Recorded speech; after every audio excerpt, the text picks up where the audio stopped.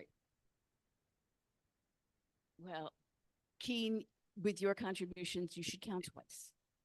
Okay, thank you. For all your years, we'll count you twice.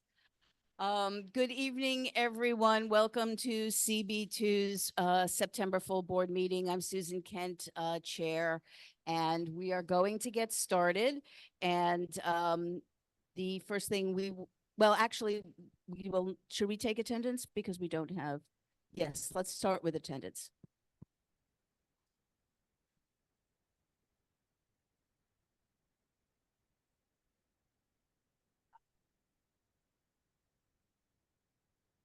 Go all night.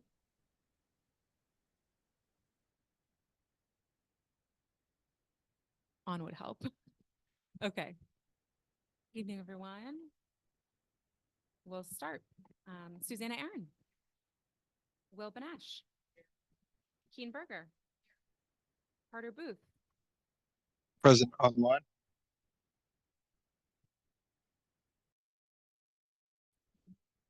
Katie Bordenaro. Here. Can you Anita hear Brandt? me? I can, Katie. Thank you. That was Thank my you. bad. Anita Brandt. Amy Brenna is absent with notification. Rich Cacapolo. You're online. Ritu Chatri is also Present. online. Thank you. Valerie De La Rosa. Here. Andres Diaz is absent with notification. Chris Dignas, absent with notification. Arturo Fernandez. Mara Fitzgerald is online, I believe. Here online and on my way. Thanks, Mar. Stella Fitzgerald. Cormac Flynn. Susan Gammy. David Gruber. Juliet Kay. Zachary Kazaz. Susan Kent. Here. Ryder Kessler. Janine Kiley. Ivy Quanars. Let's check on them. Okay. Patricia Laria is absent with notification. Michael Levine. Janet Liff is absent with notification, pardon me.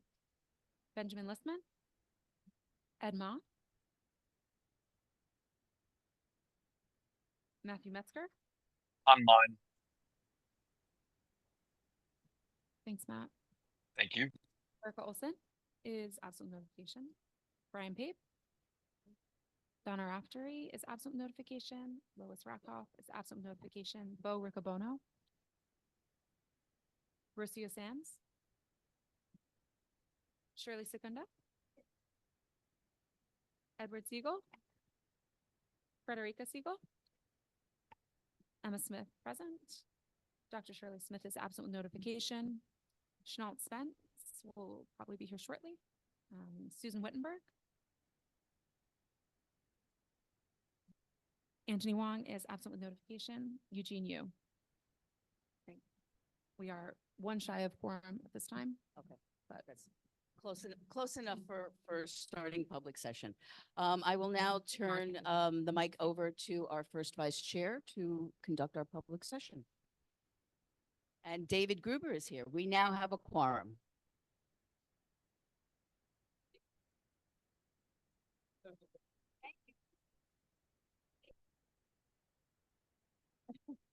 Thank you. We're going to start with, is Kate Madigan here? Kate? Everyone will have 2 minutes to speak. I'm going to call on non-agenda items first and then agenda items if there are any.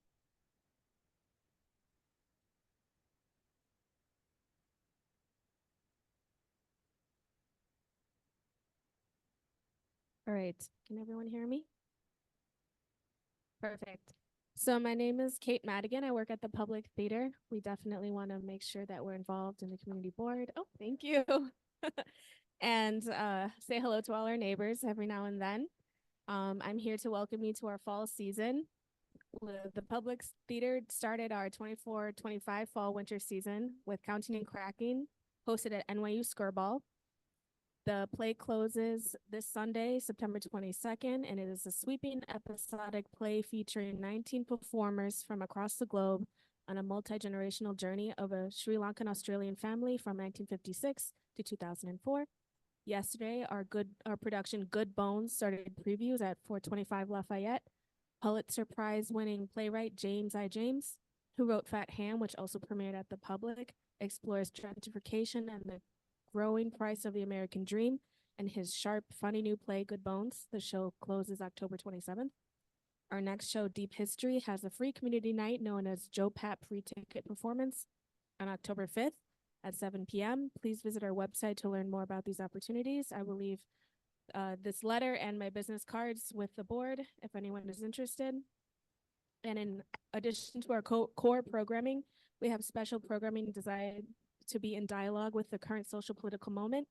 This programming features 3 riveting, compassionate theatrical works, including The Ford Hill Project, Guac, and a screening of Conversations in Tusculum.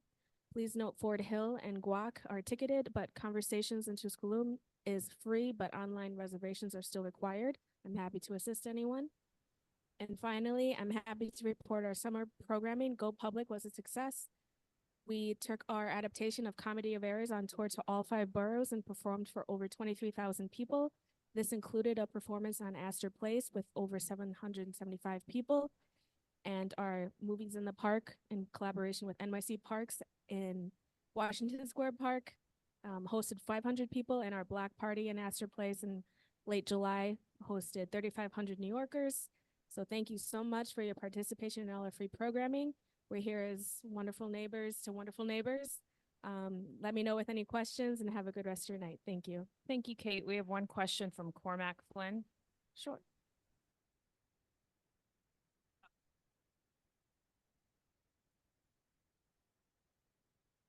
When did you say Counting and Cracking closes?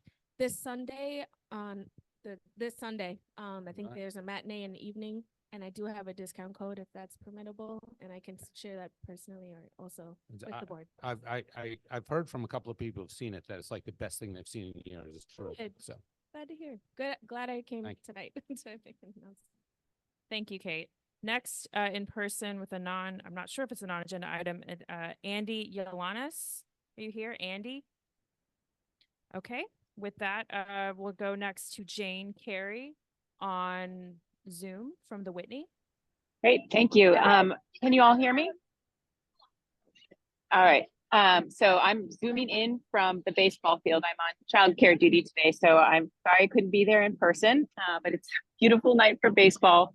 I wanted to come and share a very quick update about what's happening at the Whitney this season. On the 25th of this month, we open our fall show that'll run through February, Edges of Ailey. It celebrates the life and legacy of Alvin Ailey, and the show is just one of the most spectacular ones that I've seen at the museum since I've joined 9 years ago, and I hope that you all can make a chance to come and visit us this fall. There's performances that will happen every week at the museum. The Alley companies will be in residence 1 week out of every month. And the show spotlights his dances and music. There's a whole hanging of visual artists who were inspired by Ailey or Ailey was inspired by them. It's just really something. And there are 2 events coming up in October I wanted to highlight. We have our Senior Open Access Day. We do this once, twice a year, where we open the museum. Folks, this time it's 50 and older. I'm not that far off from being eligible myself to come and check out the museum. There's information on our website for that. There'll be a kickoff breakfast and other special activities, including a dance workshop for folks. And then our free admission programs continue to be very popular. Our second Sunday program in October, I think it's October 13th, will feature a number of Ailey-inspired activities for families and people of all ages, including a morning performance by Jazz Lincoln Center. So, yeah, that just wanted to share that all with you, and thanks very much. Mark, do you have a question? Just if Jane could give us the date for the Senior Open Access. Yes, thank you. I was rushing. It's Tuesday, October 15th, and it's on our website. If I can figure out how to drop a link to the event in the chat, I will do that once I finish speaking.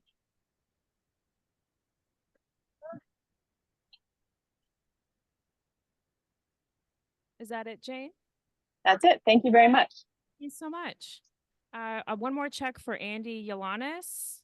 Not seeing Andy in the room or on Zoom, I hear. So Is there anyone who would like to speak during the public session that I have not called on, either in the room or on Zoom?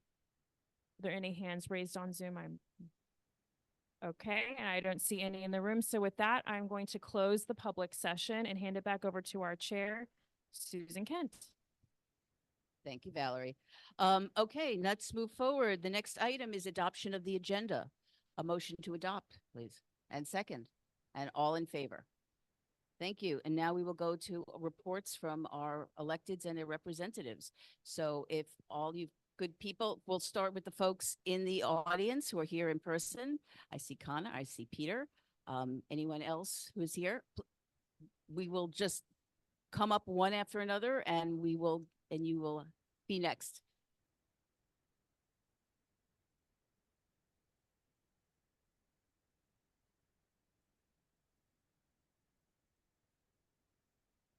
Hello. Been a while. Hi, everyone. I'm Connor from Councilmember Marte's office. Good to see you again. I hope you had a pleasant summer. I'll try to speed through some updates from the last couple months. In terms of legislation, it's actually been quite busy. This month, we passed legislation to create a Freedom Trail Task Force, which will create a freedom trail throughout New York City. It'll highlight sites in the city that were significant to the Underground Railroad and abolitionist movement. So we're very excited about that. It's been kind of in the works for a while. Stay tuned for when that starts opening and when you can start visiting some of those sites. We also introduced a bill addressing issues with SCREE and DREE, which are like the senior citizen and disability rent increase exemption programs. They're quite popular in our district, and they can be pretty confusing to apply for and also renew because it involves various agencies and various sites and various eligibility and qualifications. So our bill is basically trying to get at simplifying and streamlining that whole process, making a lot more of it online. We're also excited about that one. Also, we've dealt with a few building fires in the district, and an issue that comes up is displaced tenants not being able to get insurance or other benefits for damages because they don't have proof that the fire happened. It's kind of specific, but it seems to come up fairly often. So we've also introduced a bill to require the FDNY and any agency that issues a vacate to provide documentation to tenants for this specific purpose. Also next week, the council member is introducing a resolution in support of Assembly Member Emily Gallagher's state bill to create a social housing development authority. The Social Housing Development Authority would build a new stock of public affordable housing statewide, has broad support among elected officials, advocates, and labor unions as well. We're hoping the city council passes a resolution in support of this bill. And so we've been organizing, and we hope that it passes at the state next session in Albany. We've been organizing sort of rallying efforts around this resolution, which is really just calling on the state to pass the bill. And we're having a press conference planned with the Assembly Member Gallagher, whose bill it is, and other electeds next week at City Hall. So stay tuned if you'd like to attend that. Budget-related updates, just to summarize fiscal year 2025 a bit. We secured $2.5 million for our schools in District 1 in terms of capital investments. We also secured $250,000 to upgrade technology for the libraries across our district, as well as $150,000 to the New York City Health and Hospitals Gotham Health Center just next to DeSalvio Playground, the Judson site, to purchase a pulmonary function machine. We also allocated money to trees and tree guards across the district, as well as commitment and money for the Lower East Side Ecology Center to reconstruct a building for their offices in the East River Park, which would contribute to composting all across Manhattan. And then lastly, in terms of land use, which is as you might be aware, the permanent outdoor dining program is beginning to roll out. And as applications for these new roadway and sidewalk setups come through our office, we're looking forward to coordinating with Community Board 2 as well as our other boards on those applications. So please stay posted. Also, with the beginning of that program comes more enforcement. So please, we encourage everyone to continue to flag some of these problematic sites to us. The sheds, as you know, are supposed to be coming down, so you can report those to us as well, and we try to enforce that dismantling. And then I know I'm over time, but with City of Yes for housing opportunity, which has been ongoing for some time. I know you passed a resolution a few months ago. We've been negotiating our changes as it passes through ULURP. On the 25th is the City Planning Commission's vote, and then it'll go over to the council. We're still pushing for deeper affordability mandates, 100% affordability on NYCHA campuses, also more contextual development, especially in our historic and special districts. And so just keep an ear out for updates on that application.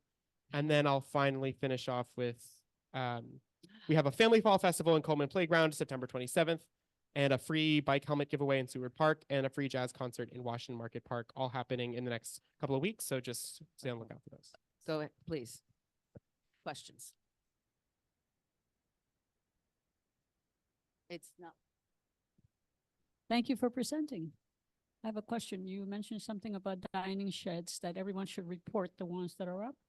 Could you please clarify the ones that have applied for a permit can stay up until the time comes when they do not have to be up, when they have to be removed? But please clarify that, otherwise people will be calling your office and every 311 telling everyone, oh, they're not following the rules. They shouldn't be there. Yeah, so we're kind of in this transition period right now where the sheds that were previously allowed under the temporary program have to come down after a certain point. But if you're applying for a new permanent permit, you can they give you some flexibility around that transition. I think that it is hard to register which ones are out of compliance and which ones are in this transition process. So I think if anything, you can reach out if you want to inquire about a site, and we can try to help get that information for you, just to stay on top of it. Because I feel like if the worst comes to worst, we'll find out that there isn't an issue, but it's good to stay on top of it, for sure. Okay. I just want to Katie, you had your hand up first, but do you still have a question? No, you don't. Okay, I'm sorry. Who else in the room had Susanna and then Cormac?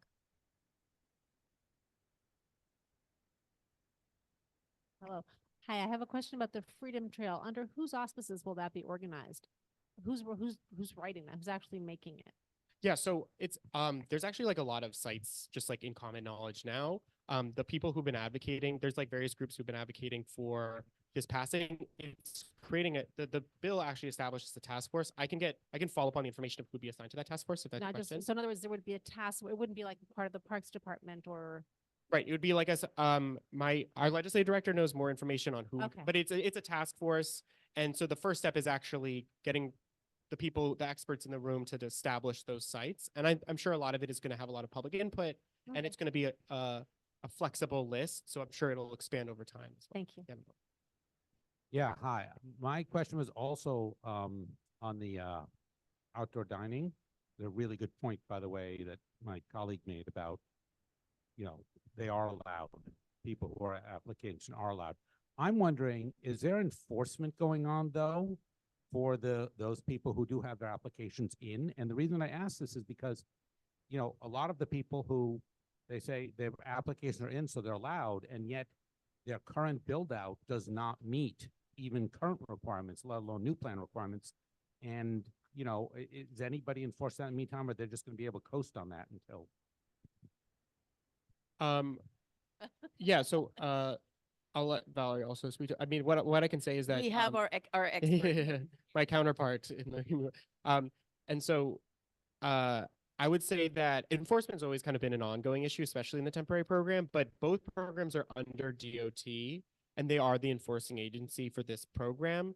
So I would say if there's a site that is out of compliance with both programs, they're still required to enforce that as an agency. So I think if you were to call 311, or we have direct contacts there, like we can always just inquire with that with the staff over there, just to figure out who's in compliance and who's not and what to do about it. Thank you, Connor. There's another question? I'm sorry. I had given an update on this at executive committee this month.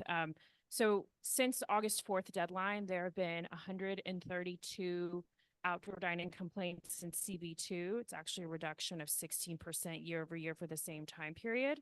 Of those, believe there were 12 for unauthorized restaurant, which would be saying it's not certified. But the complaints are still tied to the open restaurants program. So there is like that a 311 complaint for a sidewalk blocked or clear path blocked is still the same. They're kind of looking on their end whether or not they've applied. So if you do put so there's one summons for an unauthorized restaurant on Hudson that has received a summons for not having applied in the program. But if they have applied and they've received the unauthorized restaurant complaint, you will get a note back based on the data pool that I saw, that they have applied for the program and so that they are allowed to continue operating. So that is the only way that we, and I'll let Connor speak for himself, but I've heard from the other council members' offices as well, there is no list of pending applications that anyone outside of DOT has access to. We only know what has been referred, and we've had 9 applications in total, 3 this month since the referral started to board. So we have no insight into what that list of pending applications are. The only way to find out is from the unauthorized complaint. I think we do have a couple of folks we still need to hear from. Yeah, we're good. We're good. Thank you. I did promise that for Yasmin from Assemblymember Lee's office, she's on a time constraint, so I did promise her that she could go next. Yasmin, are you online? Oh, okay. Promoting her now.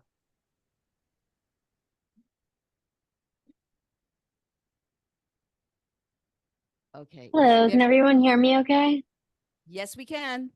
Wonderful. So yes, I'm Yasmin from Assemblymember Lee's office, and I'm just going to provide some basic updates, from the summer and everything. Now that we're back after Labor Day, obviously our office is going to be open again on Fridays from 10 a.m. to 2 p.m., which is wonderful. So you can always stop by our office if you have any issues or you need to follow up on something, and that's 64 Fulton Street.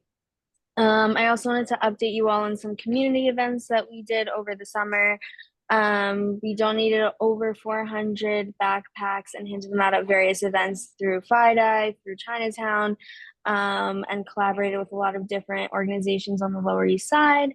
And we also did a bunch of tabling at a lot of different family events and family days at NYCHA, which was really wonderful in collaboration with Chinatown Ice Cream Factory. We also worked with the Lower East Side Ecology Center, and we hosted a e-waste recycling event at Kinloss Square. In the same vein as that, we are planning to host an upcoming shredding kind of recycling event. So we will keep you guys posted on where and when that will be.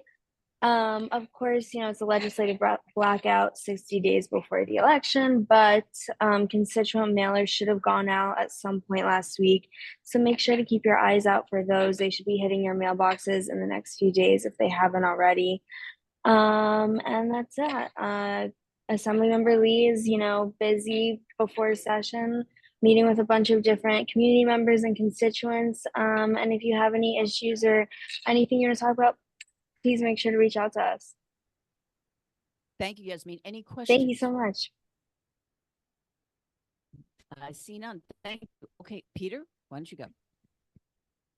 Good evening, everybody. I'm Peter Say. I represent the Manhattan District Attorney's Office. Hope everybody had a great summer. And I just want to take a moment to give you some updates, some prosecution updates, and some community things that we've done and moved forward to. Today, we indicted 2 individuals for a fatal shooting of a business leader in this neighborhood. Shooting and robbery of Javier Osorio Mejia on Green Street. It was a robbery gone bad. We indicted 2 individuals, Jaquan Stryker and Mark Haygood, 1 count of murder in the 1st degree, 1 count of murder in the 2nd degree, 3 counts of 1st degree robbery. Okay. All right. We also indicted Joshua Dorsett for allegedly shooting 2 police officers, 1 from the 7th precinct, 1 from the 5th precinct, early in the summer on Canal Street. responding to a robbery at a senior event. Okay. We're continuing to invest in mental health initiatives. Some things, we can't prosecute our way out of. So we're trying to assist in people with mental health issues, substance abuse issues. How we're doing that is we have a two-pronged program. One is called the Neighborhood Navigators, where we've deployed counselors into strategic areas to engage individuals with mental health or substance abuse issues. We also have a program called Courtroom Navigators, where we have counselors in the courtroom. Well, first thing, let me take a step back. The Neighborhood Navigator is hopefully the goal is to prevent them from having to do with the criminal justice system. The Courtroom Navigators is to assist people that unfortunately are in the criminal justice systems and to give them services as they move through the process. I want to thank the community board and all the community members. In the springtime, was talking about our high school internship program. We took in 30 students through the summer. They were brilliant, bright students into an internship program. They finished and hopefully will be moving on to their careers. And talking about careers, we just brought in 77 new assistant district attorneys out of law school, first year attorneys. So let's hope one transitions to the other. As far as community programs, just like the other elected officials, we spent time in the summer giving away backpacks, school supplies to kids returning to school. We work with the LES United Festival. I think in total as a group, we collected 1,500 backpacks, we donated 1,500 backpacks, and we gave them away. That's my updates. Any questions? Okay. Oh, one last thing before, I'm sorry. Our office continues to be concerned about quality of life activities in and around this area, Washington Square Park and everything. We participated in the 6th Precinct Build a Block workshops. We're working with the community board, we're working with the community council. So we've given presentations, and I hear the next community council meeting has the elected officials, and we'll be there also. Great. Please. Okay, I had two hands, Susanna, and then Rocio. Please, we do need the mics so that people online can hear us. I'm sorry. They won't hear us without the mics, that's why.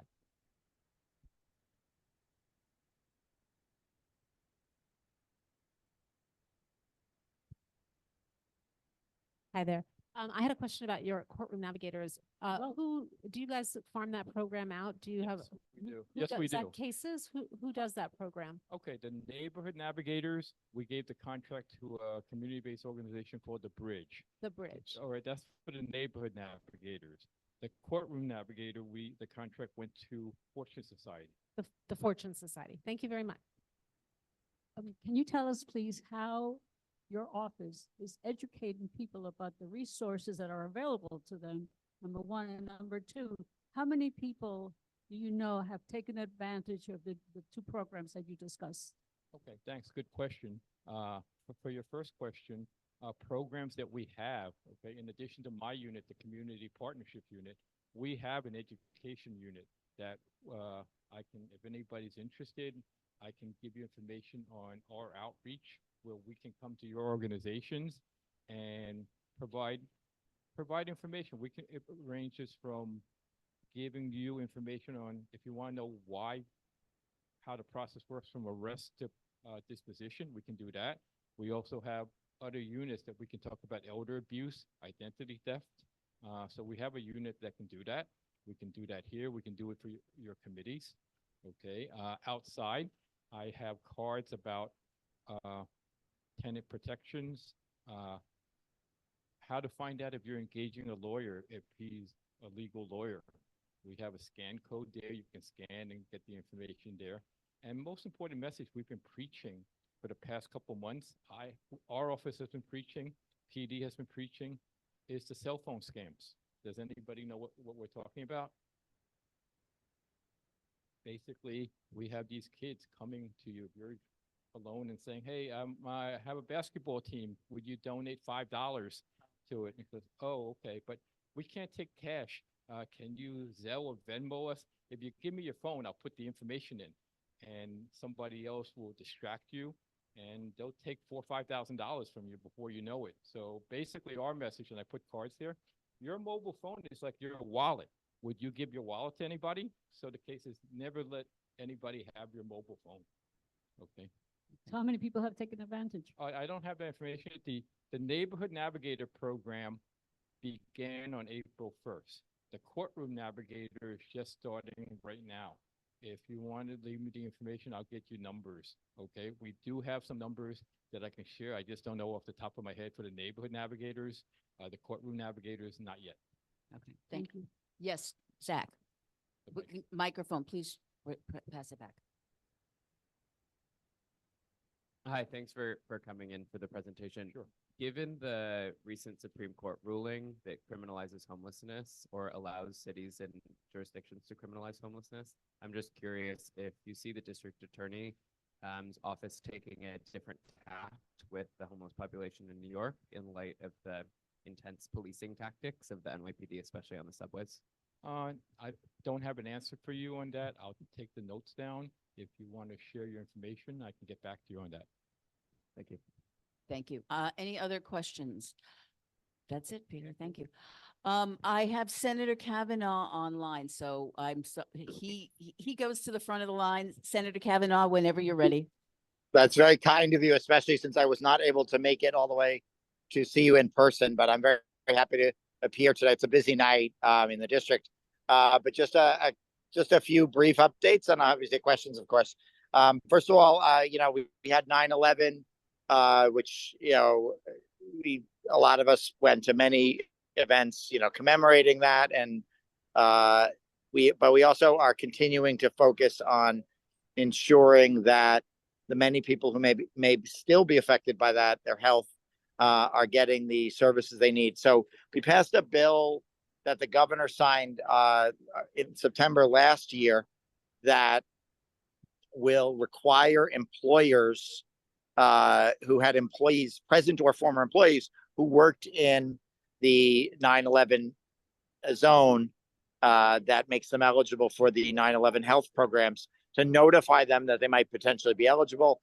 And we worked in the ensuing year with the governor's office to ensure that that law is fully implemented, to make sure that the state agencies are indeed reaching out to employers and making sure they're aware of that. And also we work with them to make sure there's clear guidance for the employers about what they need to do, and they have the tools to comply. So the governor's office working with us, put together a great set of materials. There's a toolkit. It is available online. The governor put out a press release on 9/11 that included this. And so if anyone has any, contacts at anyone who, again, employed anybody in the zone from 9/11 through May of the next year, they, should be using those materials. And again, we're grateful for the close collaboration with the governor on that. They also had a bill passed that was recently signed into law that is about expanding. It's called the Access to Home Program, and it is supposed to be, it provides state money to make changes to make people's homes more accessible, so that if they have certain disabilities, that they can continue to live in their home. But the program has been limited, both in terms of the money that's available to administer it, and also it had been interpreted as only being eligible for making, kind of brand new improvements. So we amended the program to ensure that, people who need repairs and other, changes to their apartments, to make sure they can continue to stay there, can use this program. We also expanded the amount of money available to the program, both the total amount and the amount that can be used per apartment, so that we believe it'll make it much more effective. And again, I'm very pleased the governor signed that into law recently, just a couple of weeks ago. We also, again, a 9/11 theme here. I know that the 9/11 museum is not in CB2, but I think it's fair to say that museum really does serve all of us really throughout the country, but particularly in Lower Manhattan. And it is it's a major cultural institution, but it is on the grounds of the Port Authority. So many of our bigger museums get assistance with things like their utility payments from the city because they're on city property. But because that's on Port Authority property, it wasn't getting that.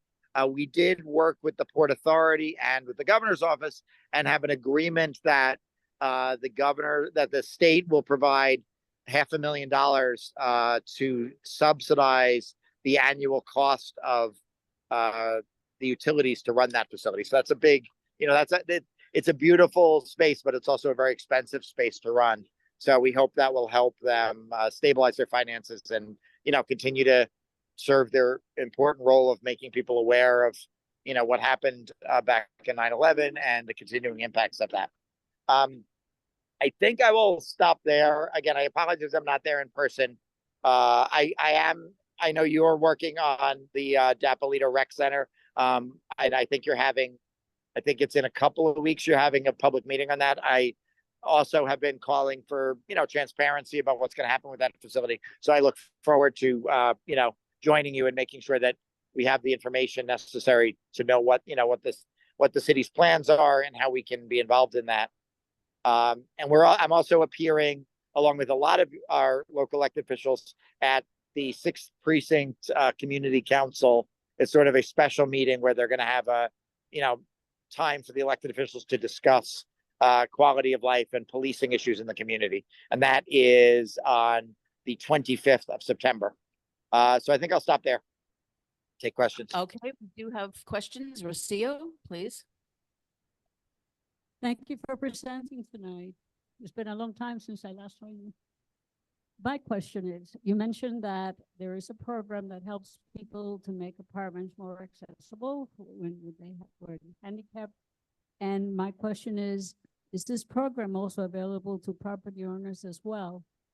For instance, if a property owner needs to make adjustments to the entrance of their building, will they be covered? This particular program is for homeowners. It's called Access to Home. There are programs mostly that the city runs that are that run through HPD that are intended to help with needed repairs. I'm not sure. Let me look into whether any of them are specifically for the purpose of improving accessibility. But it's a good question. I think that's obviously if you can access your individual unit, but the building isn't accessible, that can be a problem. And a lot of buildings, if they were built a long time ago, if they predate the federal accessibility laws, they may not be, accessible. So we can follow up with you. Okay, thank you. I see no more. Oh, I'm sorry. Katie has her hand up. Please go ahead. Thanks, Susan, and You're hi, online. Senator Kavanaugh. Hi. Nice to see you sort of, I don't know, through the room and into our respective devices. But anyway, thanks for everything you do for housing. And I'm just, taking an opportunity to let you know that the Mitchell-Lama community wants to talk to you this fall about more help for the Mitchell-Lama community and scree and dree and a variety of issues. And you have a lot of Mitchell-Lamas in your district, and we have 505 LaGuardia and Community Board too. So it's a discussion we want to be sure we're having. Okay.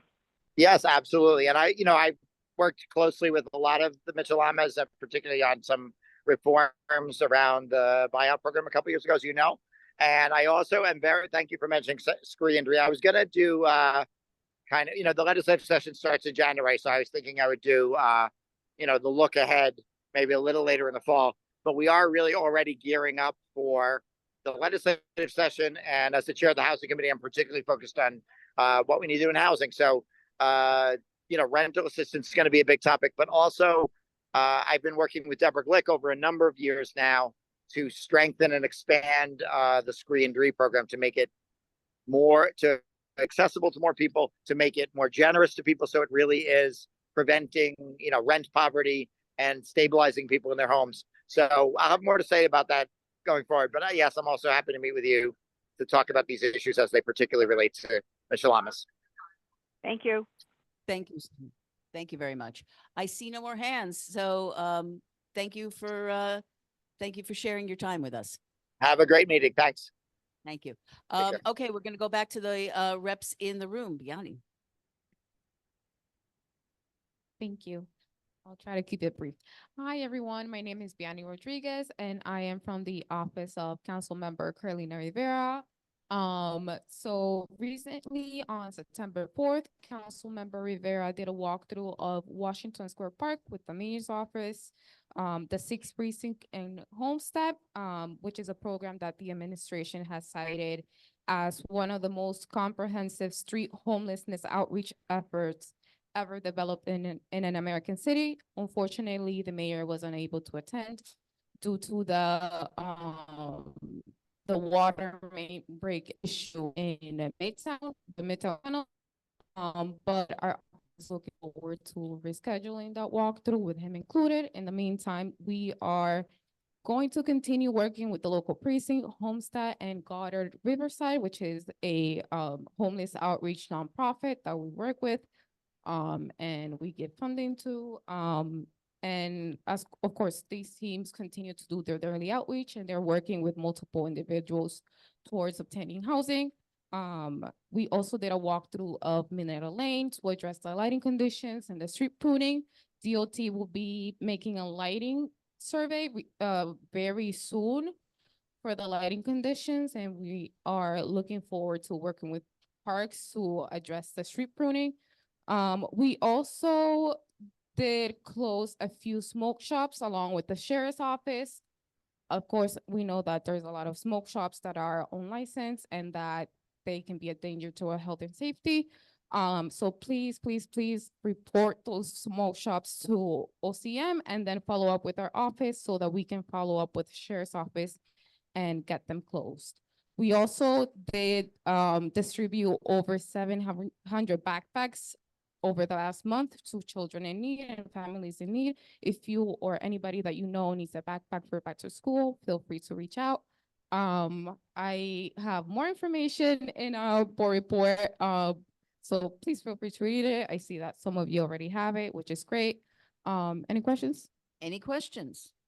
Yes, Cormac. Oh, microphone, thank you.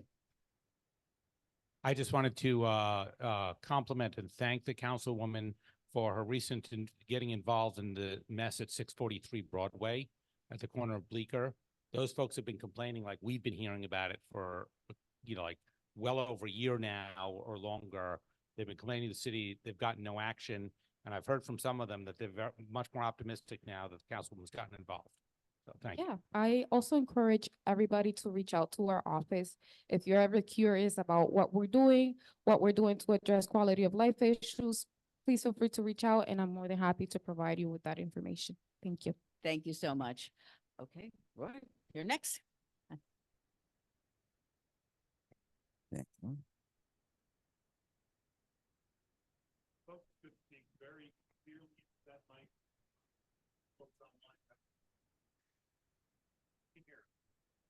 It's got to be Okay. really close to your mouth in order to get the full amplification. Okay, how's this? That's good. Okay. It's good to see everybody. Back in.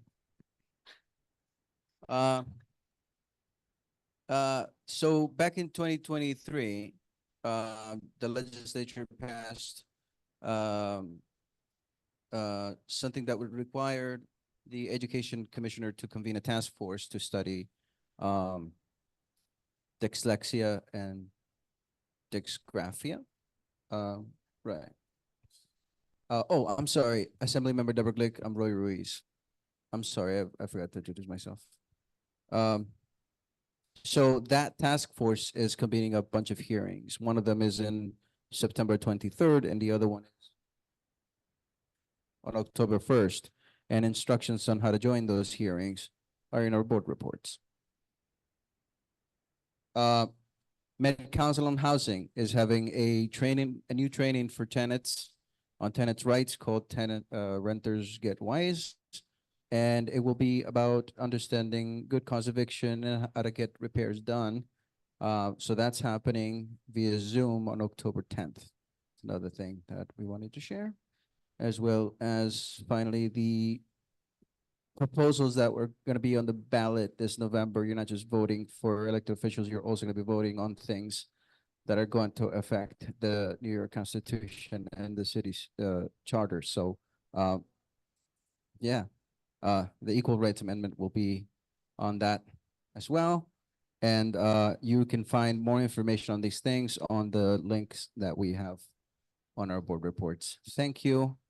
If you have any questions, I'll take Okay. them. Okay, Rocio has a question.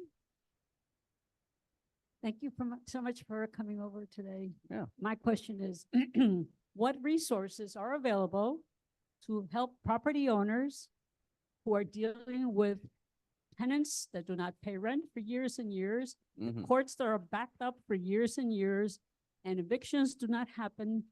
Not that most property owners just want to get paid. They don't want tenants out. They just want to collect their rent.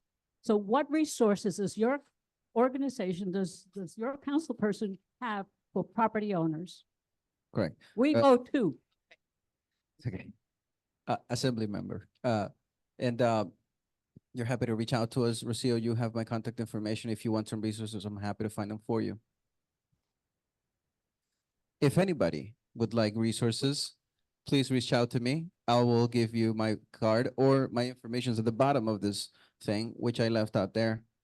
I'm happy to find, search resources for homeowners and anybody else. Thank you, Roy. Okay. Thank you very much. No more questions. Thank you. You all know that Stacy Johnson is no longer with Senator Yes, Kavanaugh's office. yes, I'll leave you with the. Please. Thank you for that introduction, Roy.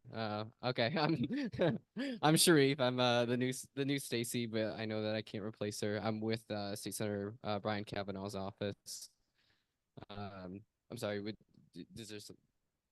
No. I mean, if there's anything you want to supplement to what the senator already gave us, otherwise, Yeah, just welcome. I was just gonna say, it's just an introduction on my part, not much to add. I will say, I noticed in the chat the conversation around the boundary for the 9/11 Notice Act. I did check the governor's press release, in the disaster zone that's on that website is Houston and not Canal, but I'm not an expert on it. I don't know if I'm reading it exactly right, but I can follow up and get more information about that. Okay, thank you and welcome. Thank you. Nick? Hey, everyone. I'm Jonah Rose. I'm with State Senator Brad Hoylman Siegel's office. I'm usually up at CB4, but I get to be at CB2 tonight. It's nice to see everyone. I'll keep it really brief. We just had our town hall on Sunday. I don't know. It was all the way up on the Upper West Side. We only have a little bit of CB2. I don't know if anyone had the opportunity to join us, but one of the popular topics was e-bikes and pedestrian safety. We got to talk about our bill that the governor recently signed, which requires mopeds to be registered at the point of sale in New York, which is a pretty good step in the right direction. We also talked about our bill that we'll have for ready to go next session, start pushing, would require the same for commercial e-bikes. So this required mopeds to be registered at the point of sale. This would do the same for commercial e-bikes. Last thing I'll add is we have an older adult resource fair coming up on October 8th. You can go to our website for more information or to RSVP. There's also some board reports out on the table over there if anyone's interested. Thanks for having me. Thank you. Okay. Chang, please. Hello, everybody. Andrew Chain here from the Manhattan Borough President's Office. First off, I guess welcome back. We're all back in person after the summer hiatus. We have a senior resource guide and a back to school guide on our website in the resources section. That's the website is manhattanbp.nyc.gov. Earlier this morning, the Manhattan Borough President, Mark Levine, he attended a public restrooms rally in support of trying to get more public restrooms in the entire city of New York. He was joined by various council members, including Councilmember Rita Joseph. And he is supportive of legislation Intro 276, which would open more restrooms in New York City public buildings. The Borough President's Office, we issued a report on ghost plates. We issued recommendations on what you should do to, on what the city can do to help stop these fake license plates that are being sold and how we can stop folks from, usually using fraudulent license plates and trying to prevent them from obscuring these license plates. So the report and recommendations are listed on our website. In the initiative section, the report is called Ghost Car Governance. And I will wrap things up by saying that we're supportive of composting. I know that's going to begin for residents next month, and we're very supportive of that initiative. And at the end of October. Thank you. I need a table. I don't know. Is that possibly? Yeah, you don't keep those together. So we're going to have our community board leadership training sessions once more. These are mainly geared for our community board members, new and returning. They're also open to the general public. We'll focus on various topics, including conflict of interest, equal employment opportunity, land use, how to run public meetings, governance, Robert's Rules of Order. And so this will be held from October 28th to November 2nd.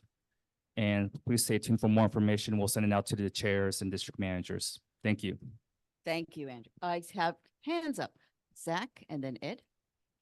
Microphone, can you just please pass one back? That way.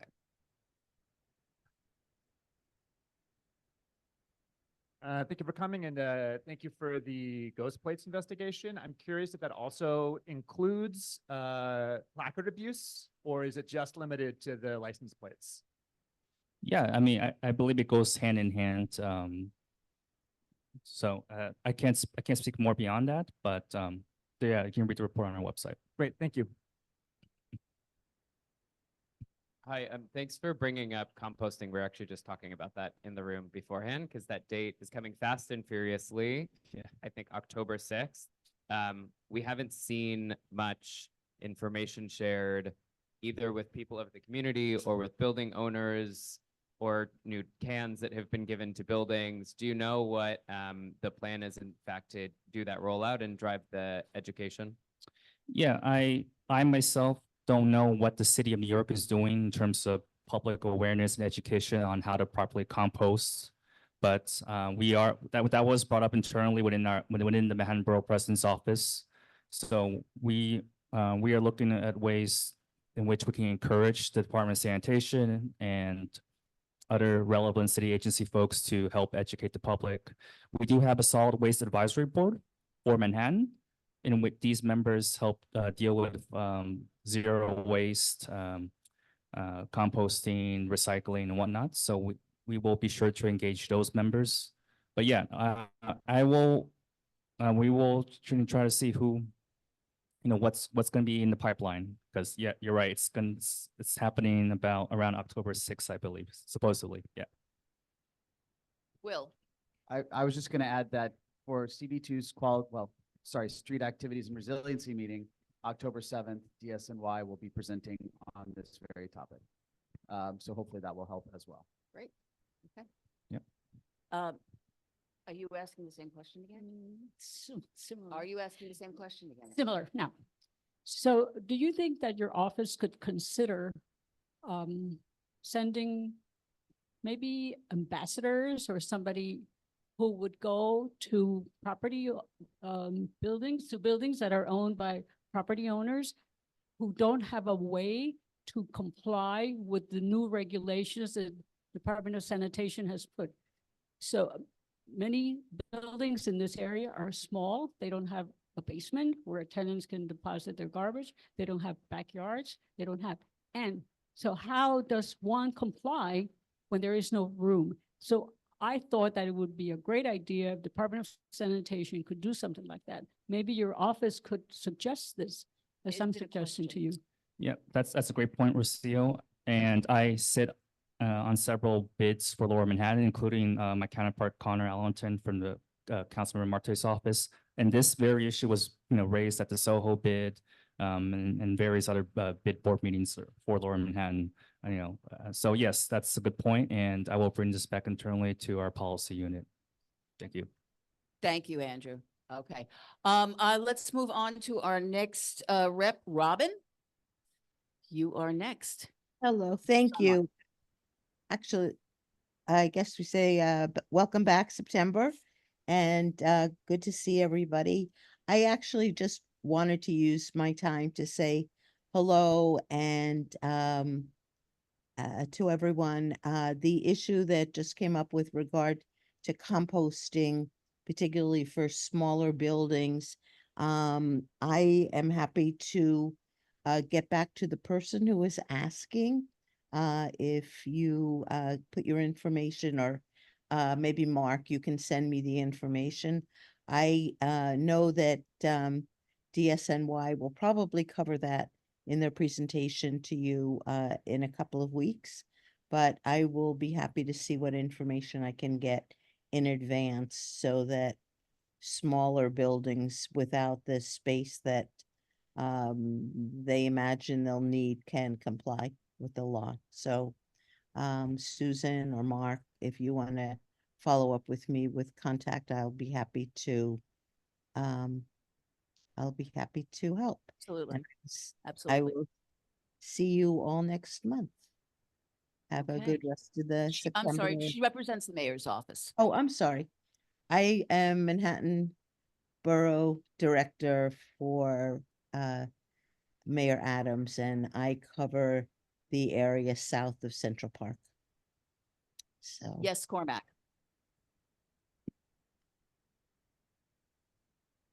Hello and thank you. And going back to an issue that was raised earlier in this meeting. Yes. In this sort of transition period of the outdoor dining.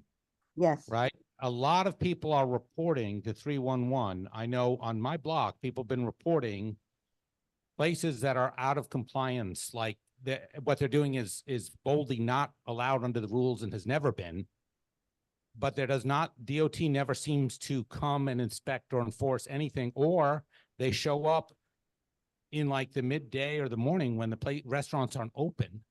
And, I'm just wondering, is there any enforcement going on of DOT of the, not of the people who haven't permitted, but the people who are allowed to have the cafes, but whose cafes are totally not falling within the guidelines? Well, I'm not sure what guidelines you're referring to. If it's the new guidelines, those will go into effect, going forward. They're not currently. Yeah, they don't fall under the old guidelines either. Like, and they've been out of compliance for some time. But under the old guidelines, there weren't a lot of guidelines, and there certainly wasn't a lot of enforcement. Let me take that back also, and I will circle back with you. I believe that anybody who's applied for the new program has the opportunity to keep their existing structures up till November, at which time it must be removed, because under the new program, outdoor dining in the street will not be permitted in the winter months. So Sure, but tables that extend beyond Cormac? the property line into the next property and on the amenity zone has never been legal. Cormac, actually, she is our expert. I think a lot of these answers. yeah, let me circle back. Cormac, if you want to put something in writing and send it to me, I'm happy to try to address the questions. So I don't take a lot of more time here. So thank you very much. And I look forward to working with you over the next several months. Okay. I'm sorry. I'm going to add just one quick thing to that. So from that data pool of the last month, there was one summons for an unauthorized restaurant, which means they have a structure, they have a setup on the sidewalk or the roadway, and they have not applied for the permanent program. So that's one summons. There are 7 other summonses, which are for the site, the sidewalk blocked, and all of the other items. So there are 7 other summonses. That's 8 out of 132. Not all of them. Some of them are in progress. I think there were still like 32 in progress. So just to report on that's what I've seen from the data. Whether or not that's followed all the way through, I can't say because I haven't looked. It just gives the address. So Yeah, I think that's probably the trend citywide. with the new program and the transition and so forth, but I've heard, just heard that some owners who are not planning to participate in the new program are willing to take fines and be able to keep their structures up. I'm not weighing in on whether that's good or bad, but just to say that people are working around the system, and hopefully we get it straightened out in the next couple of months. But thank you for that. Very interesting. Okay, one more question, Keen, and there is a microphone on that chair. Well, whichever one. Okay, you must turn it on.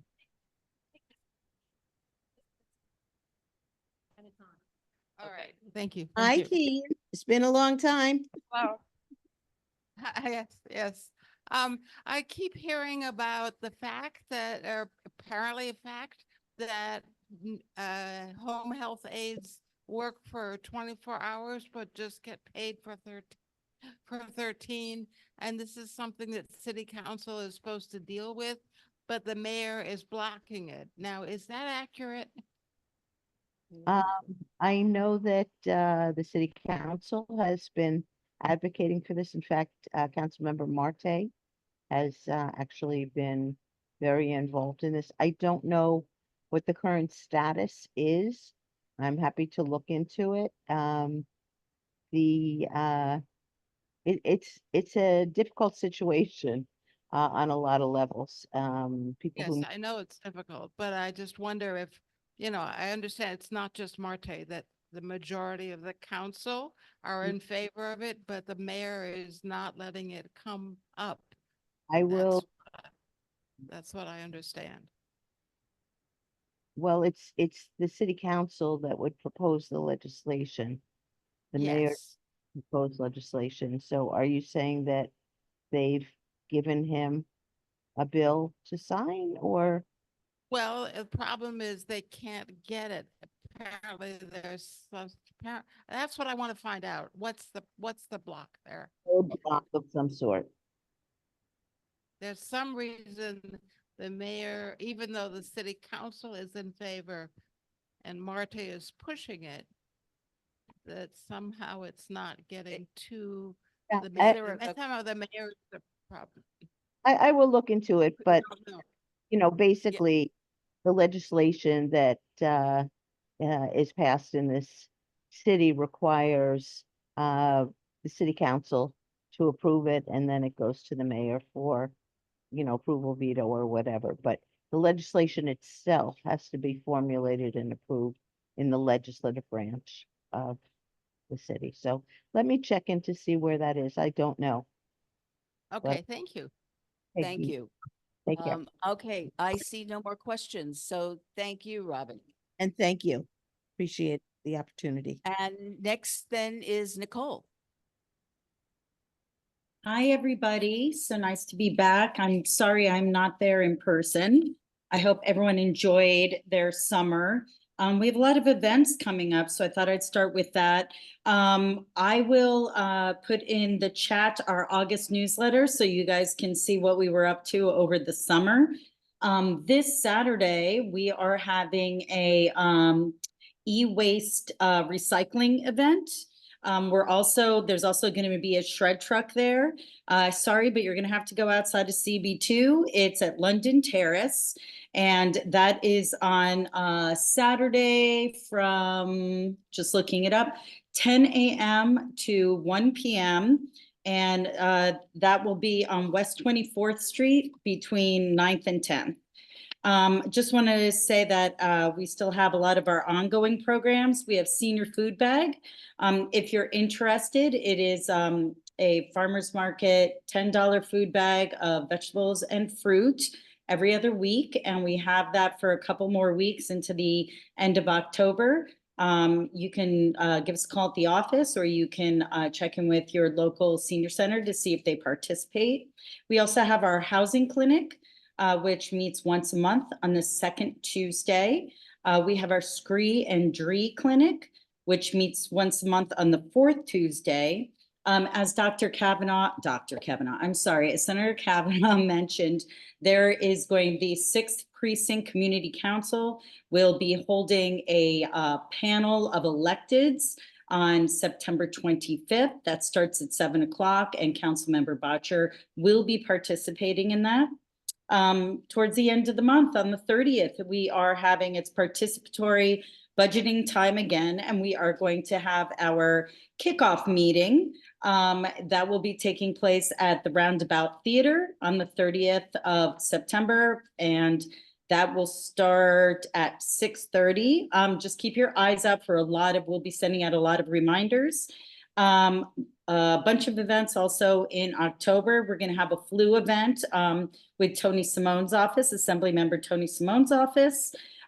There will be a movie and Chelsea Green at the beginning of October, and we will be having a shred event at the end of October at AIDS Memorial Park. I just wanted to bring up legislation that the council member just introduced last week. The legislation requires gun stores to display graphic imagery in addition to warning signage that conveys the health dangers of firearm ownership. We had a really good press event around that. We're hoping this gets a lot of support. The other thing, I'm very excited actually, Will, to hear from DSNY at your street activities when they're speaking your street activities committee. We've also here in CB2 received a lot of questions about the containerization rules that are going to be happening in November, and for the people that don't have a place to keep their containers. I heard vaguely from one of my reps at DSNY that there might be a waiver, but she could not give me clear information. So I'm looking forward to that event. Also, I just want to echo what Biani said from Councilmember Carlina Rivera's office, that please keep reporting the smoke shops to OCM and also to our office. I just passed one on 6th Avenue today that has been locked up, and we're really happy that we're starting to get a lot of movement about getting these illegal smoke shops closed. And I think that's about it for today, everybody. Thank you very much for your patience, and have a great weekend. Thank you, Nicole. Are there any questions? Just so she didn't announce from Councilmember Botcher's office. Just to be clear. Sorry about that. That's okay. I'm sorry, Ritu, did you have a question? I did. This is a niggly little thing, Nicole. There are, we have a lot of tourists in the area. There are no trash cans between Horatio and West 11th Street on the west side of the street. Who do we request additional trash cans to? If you could please, Ritu, make a 311 report. There's actually you know what, I'll send it to you. I'll send you the link. You make the report and then just tell me what the number is. And believe it or not, then DSNY will have to come and do an investigation to determine whether a garbage can is needed at that intersection. But I will send you the information so that you can report that, okay? Thank you. No problem.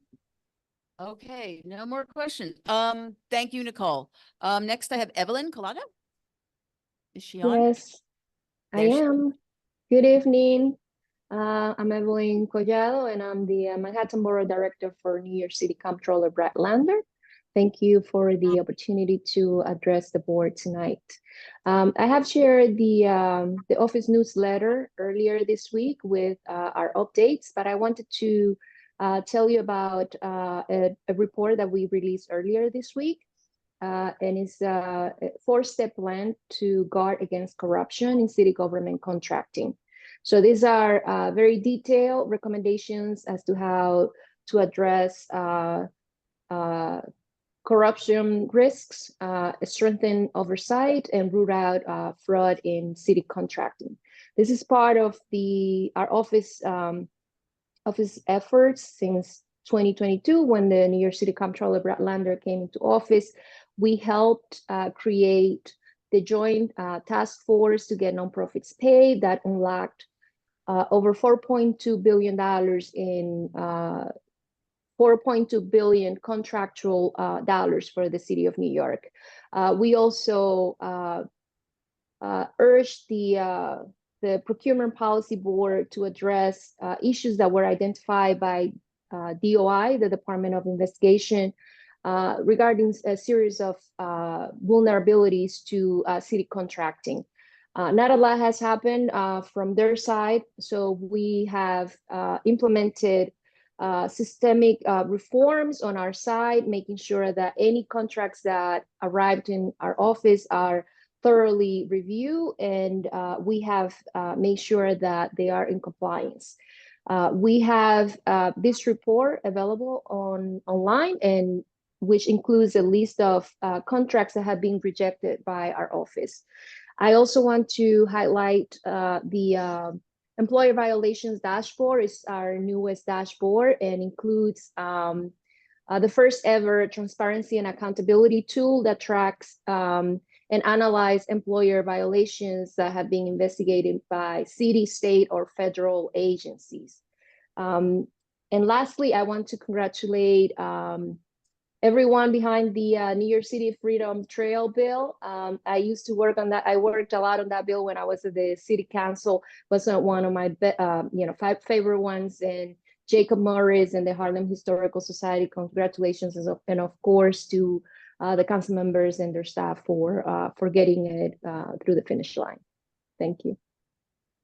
Thank you, Evelyn. Any questions? Okay. And last but not least, Tevin, are you online with us? Tevin Williams from Congressman. Patiently waiting. Patiently waiting. I am here. Can y'all hear me? Yes, we can. Great. Good to see everyone. A little under the weather today, so I'll be camera off, but wanted to give a few quick updates. My name is Tevin Williams. I'm with Congressman Dan Goldman, the Director of Community and External Affairs. I'll start with a district update. The congressman was pleased to announce that he secured $160 million for New York City to improve the climate and resiliency efforts through the WRDA bill.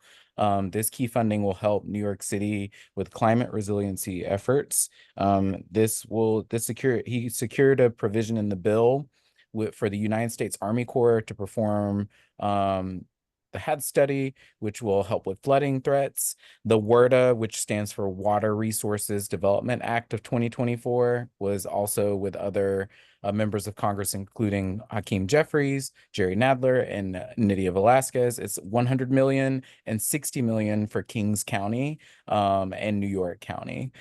So that's great news in terms of protecting our coastal district, as I've mentioned before. And then just wanted to speak about one more quick thing in terms of 9/11. The congressman joined Congressman Garbarino and D'Esposito and Senators Schumer and Gillibrand for the introduction of the bipartisan bicameral legislation to fix the World Trade Center Health Fund. You can read more about that in the report. And then on the DC front, I just want to include 2 quick things that the congressman's been working on. On the democracy front, the congressman introduced a bill, which I think some of you have actually reached out to and really appreciated, but want to announce it here. It's called the PROVE Act, and this would enable U.S. citizens aged 16 to 17 to pre-register to vote, which will add voter rolls they'll be automatically added to voter rolls when they turn 18. This is a great bill in the terms of the democracy front. And then I wanted to speak about one quick thing. The congressman joined Robin Kelly and Troy Balderson to introduce the Protecting Seniors from Emergency Scams Act. This is with the FTC, the Federal Trade Commission, which will create a web portal allowing consumers to search for scams by region and access contact information. That's all I have on my end. Happy to answer any questions for anyone. Thank you for having me. Thank you, Tevin. I do see a question from Will.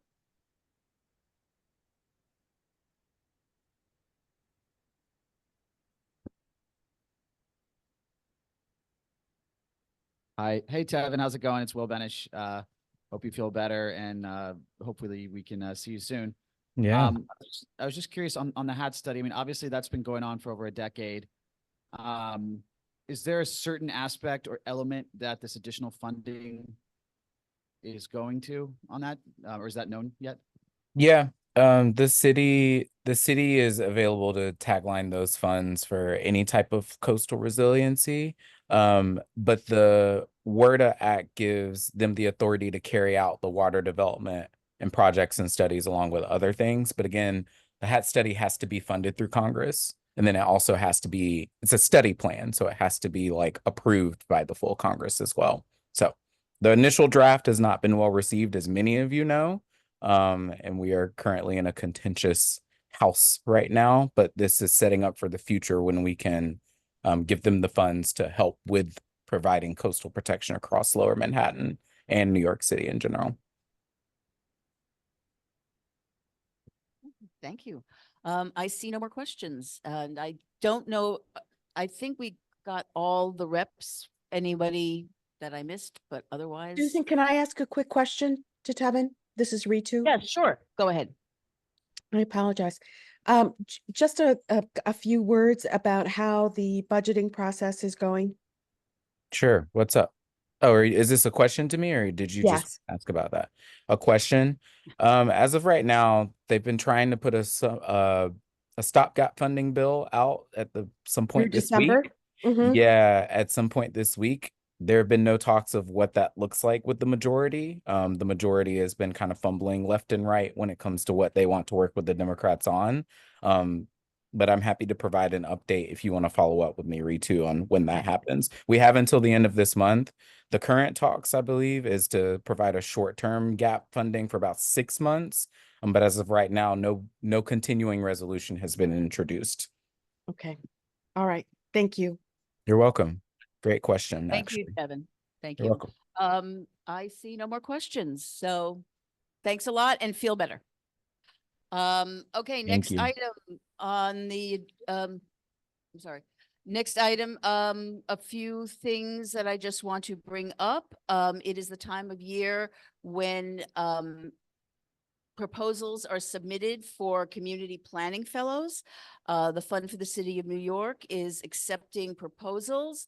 We've had some wonderful experiences. We had 2 fellows last year.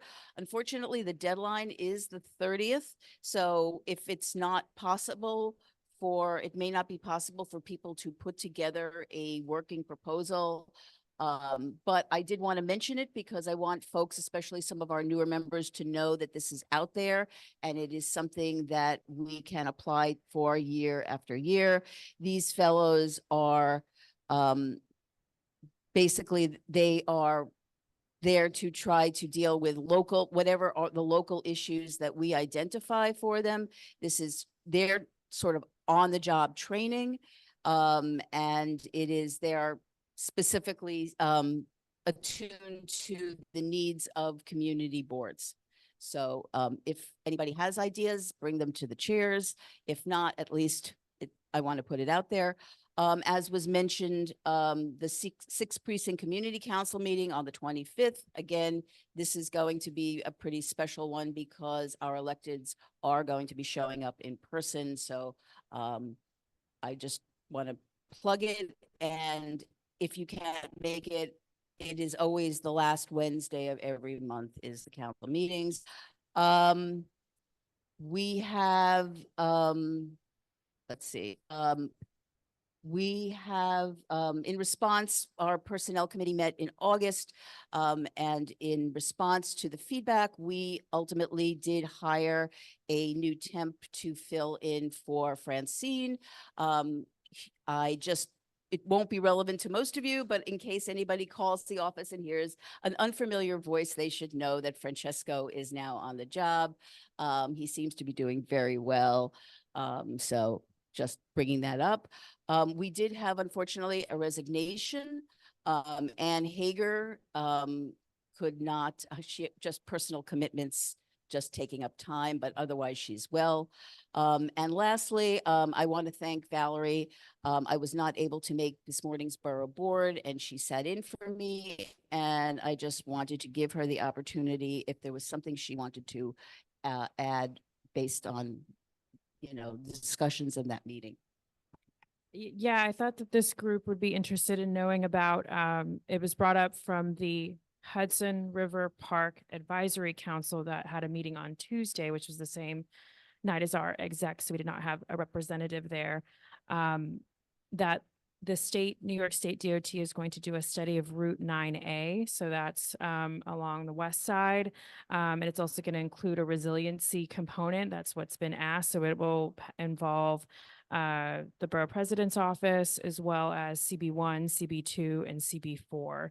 So I've pass that along to Will to keep his eye out on. There will be a partnership committee of some sort that will be formed, and we'll have representatives from all of those organizations and other city agency people. And the Hudson River Park Advisory Council is also looking for 2 more community-based organization members. So we don't really get reports on that. So I just thought that had come up from another board, and I just thought I would present that information here.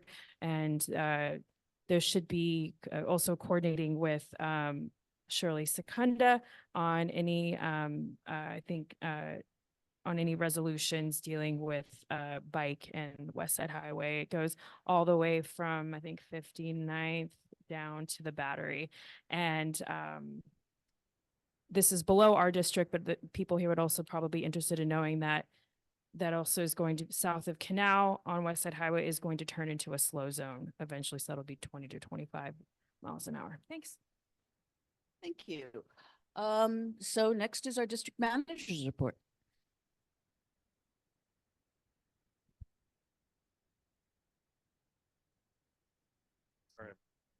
Having a little trouble with the cameras tonight. So thank you. And let's see, calendar updates. The SLA 1 is moving from its previous October Tuesday to the first Tuesday, which is October the 1st. And cannabis licensing will not meet on the 1st. They'll meet instead on Monday, October 21st. This is the season for the district needs statement and the statement of budget priorities. And we went over a lot of this at exec, so I won't repeat the gory details.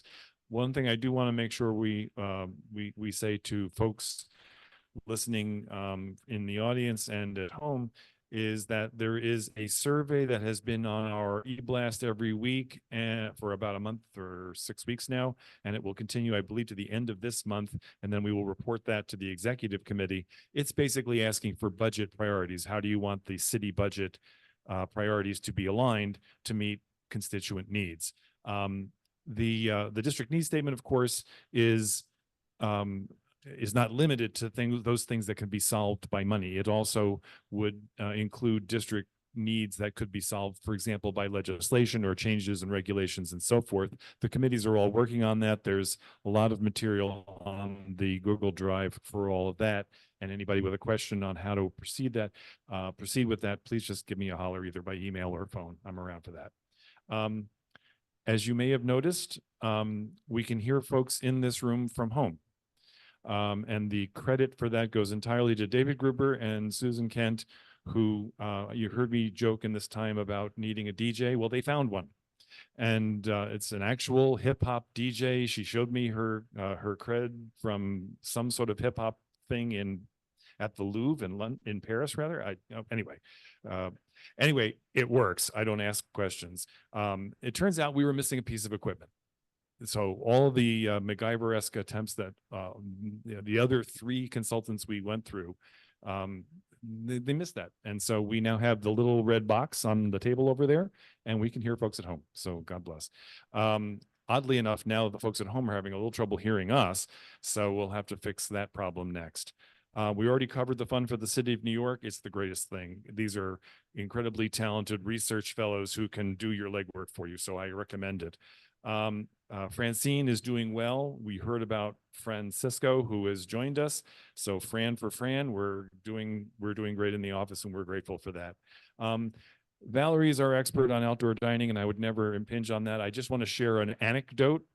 The anecdote is that we don't have the list of applications. The city put up a map, but the map doesn't show applications. It only shows licenses. And since it hasn't issued any licenses yet, it's a very nice map of Manhattan. so one of my district manager colleagues thought that there was a way around this to foil those in that district, the applications that had been submitted. And within 5 business days, as required by the state law, they responded and said that they will produce the information on February 27th. So stay tuned.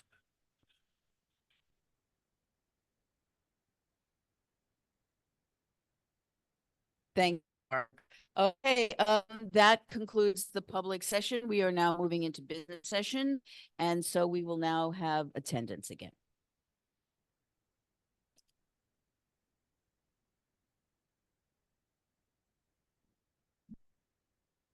Beautiful. Thank you.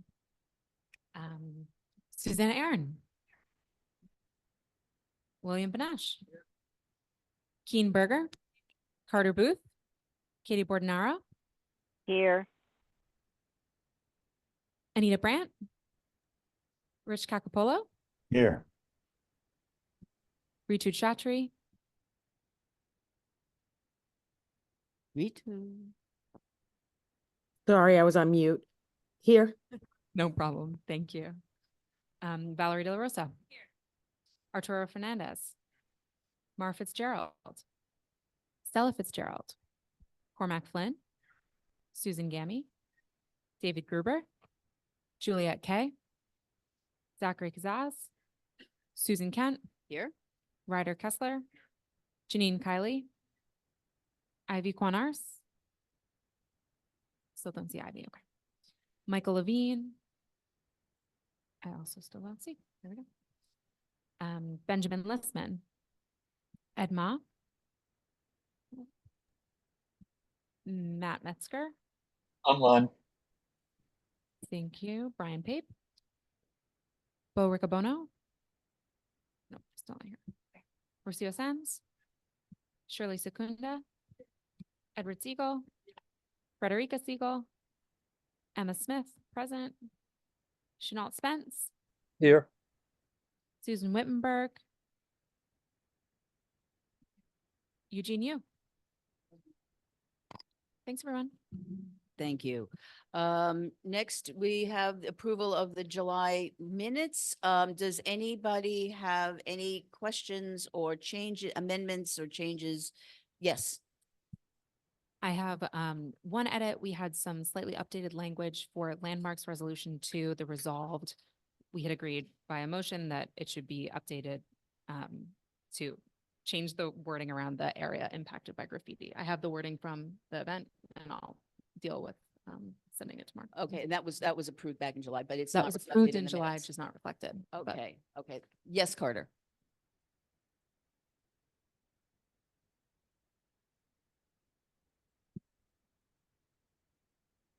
Oh, okay. Thank you, thank you. Okay. Okay, got a note of that. Anything? What did Carter edits? say? The people online couldn't hear what he said. I'm sorry. Carter said that the spelling of Dapolito is incorrect throughout the text.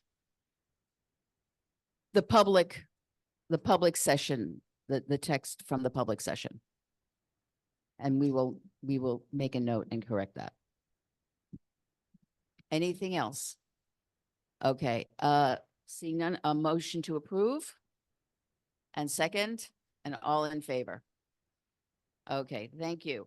Okay, next, we're going to go to our resolutions from our standing committees, and we will start with cannabis.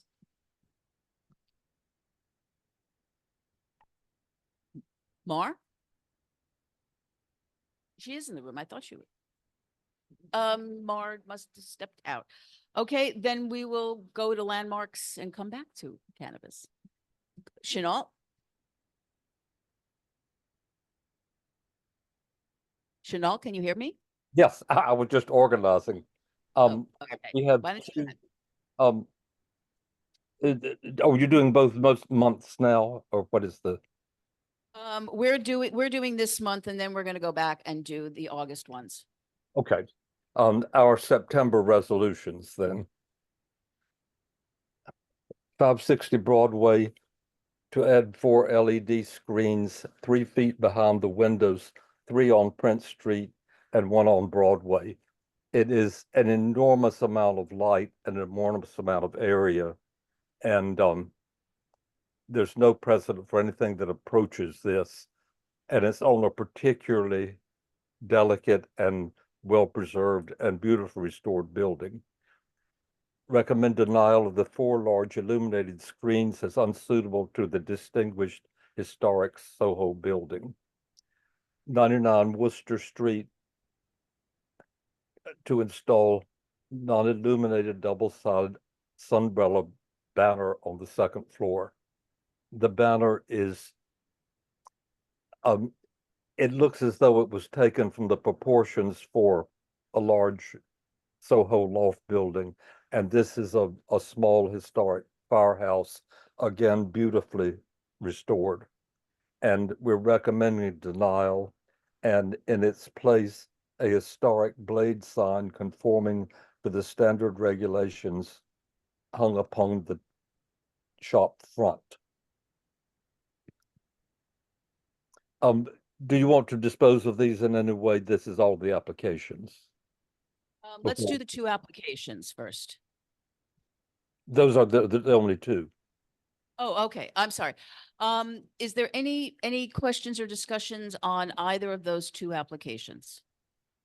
If there's no objection to voting on them, I will take them together. All in favor? Any opposed? Any abstentions or recusals? Okay, those 2 passed. Go ahead, Chenault, with your 3rd reso. This resolution comes out of the committee itself, not brought by any outside agency. A resolution by Community Board 2 expressing opposition to the demolition of the El Lapito Center. And they're extensive. I'm sure people have read these. For the secretary, under E, Herring is spelled Haring. It's misspelled. This sums up pretty much everything we know and expresses our view of basically the building should not be demolished. Be it resolved that the center be restored and that it remain the property of the city to be devoted to a civic purpose. The last phrase is in there because of the history of the city disposing of property as a kind of easy way around. So we wanted to get that perhaps prematurely, but we wanted it there. This also is very much preparation for the ongoing discussion of all this whole matter, and it will put the community board on record ahead of the September 30th meeting when we will hear from the community.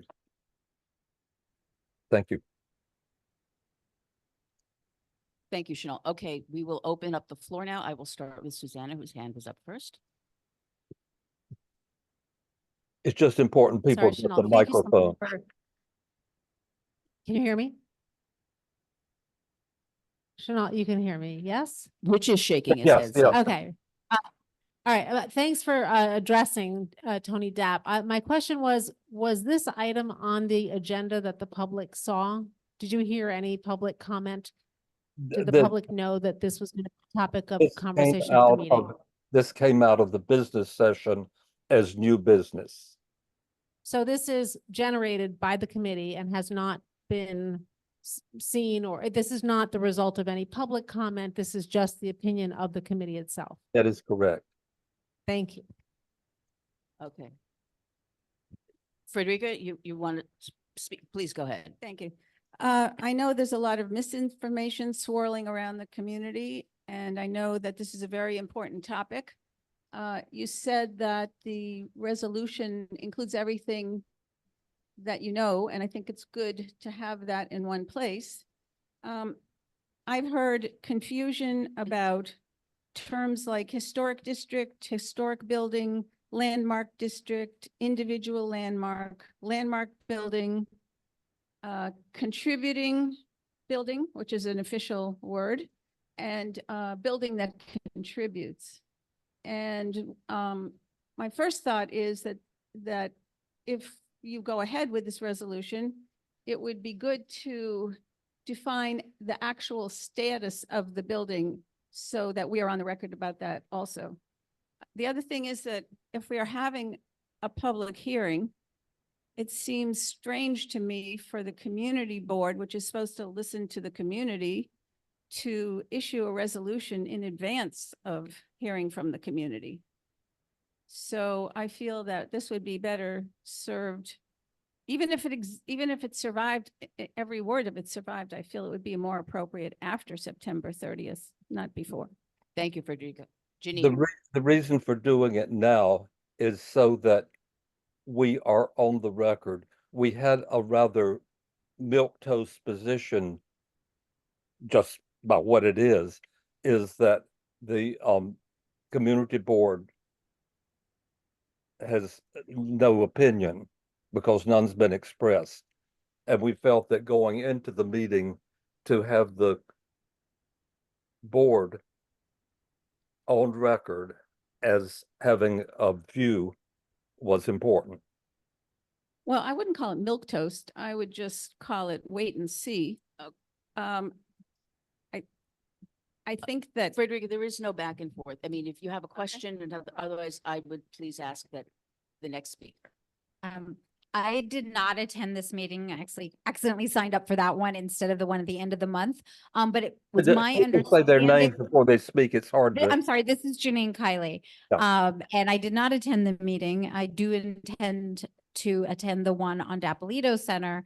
It was my understanding that we were just going to state that the board had never supported demolition versus a 2-page resolution, which seems, and maybe that will be the resolution that results, but we haven't had a public hearing on this. And if I had known it was going to be such a long resolution, other than just stating the facts that we've never supported demolition, I would have attended, and probably so would have a lot of other people.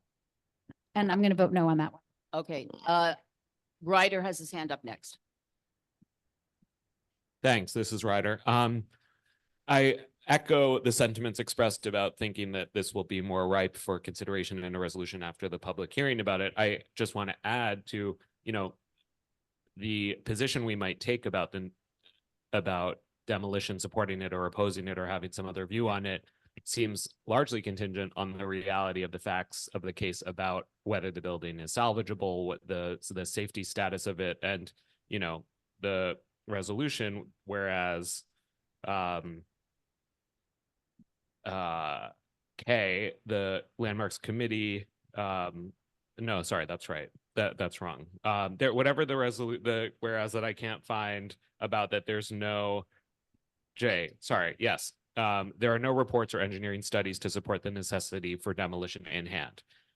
That may be the case at the moment, but we could get them in hand if they exist, and if they do exist and we review them and we're compelled by the assertion from the department that the building isn't salvageable, that would inform how we would vote. So I don't feel prepared to take a position, not just because of wanting to hear public comment, but I just don't feel like we as board members have the facts about the reality of the status of the building's integrity. Thanks. Whether it's crumbling or not, we're opposed. What this is saying is that we're opposed to demolition. And we're not going to wait to base that on what will be an endless, certainly, discussion, questioning the study, and so forth. So again, this is strictly from a landmarks, and because it's landmarks, facade point of view, and the discussion about the condition of the building seems to, from some of the things that have been said by the Parks Commission, centers around the interior.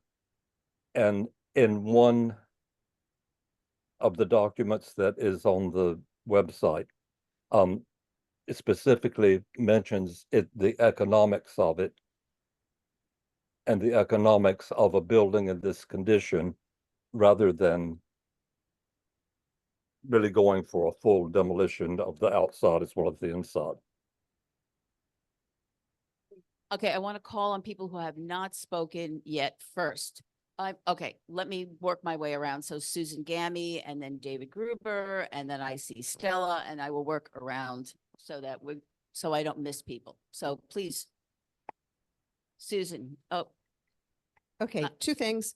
One, just as a matter of general background, to the point of people being concerned about what is the actual physical status of the building at the moment, I would like to point out that the landmarks law protects buildings in landmark districts from demolition by neglect, which occurs when buildings have deteriorated to the point of collapse or where significant architectural features are damaged. And I'm reading straight from the LPC site here. To prevent demolition by neglect, the landmarks law requires that designated properties, this would mean any property located within a historic district, it does not have to be an individual designation for those who have that question, that they be kept in good repair. This is a requirement of the law. The city has been aware of this building for many, many years now. Various committees have been at various presentations about what the plans that the city had for this building were. So I think that we should not get derailed for purposes of this moment and what is before us now.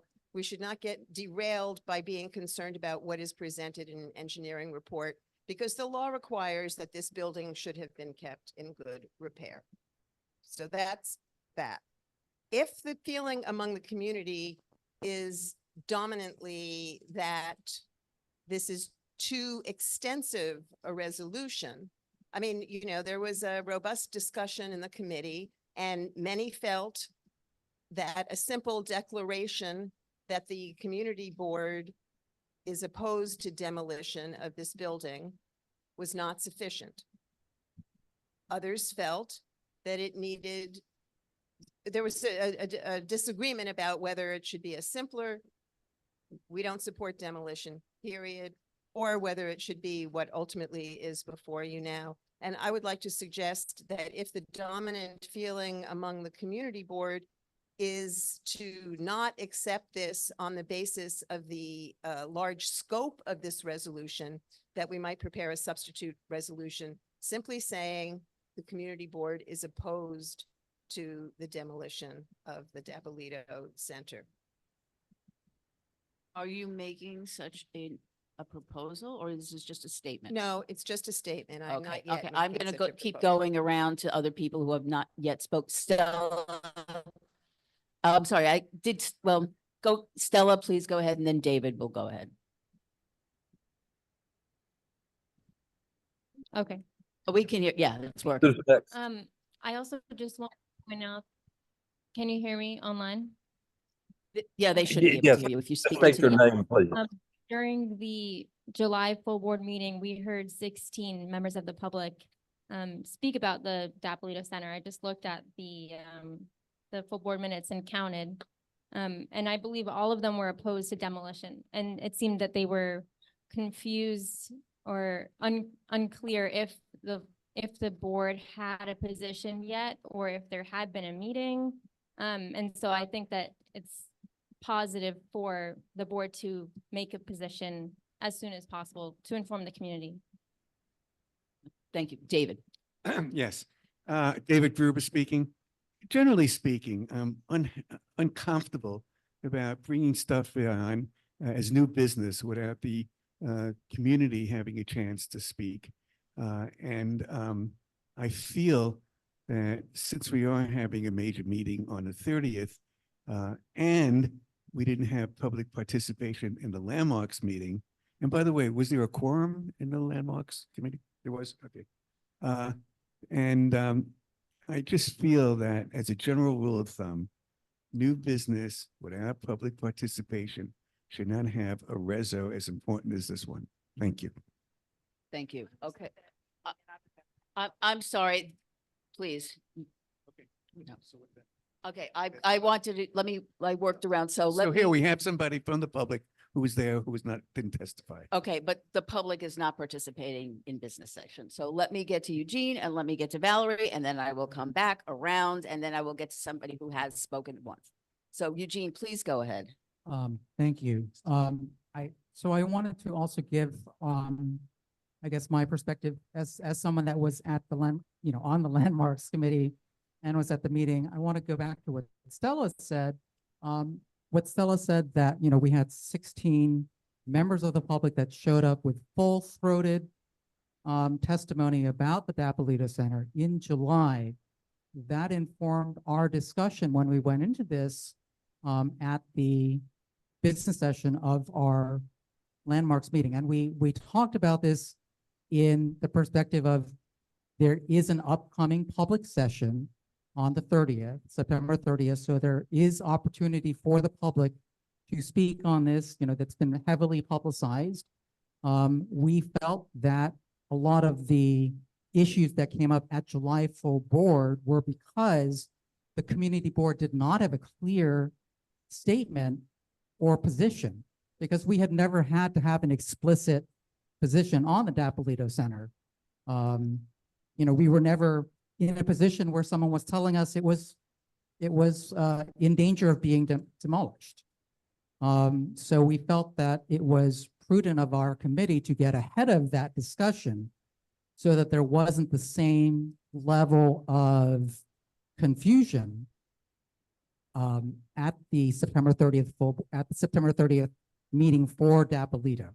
So the reason for us putting this resolution together was for that September 30th meeting to be a more orderly meeting where we were not on the defensive about what the community board's position is, because there was misinformation at July 4th.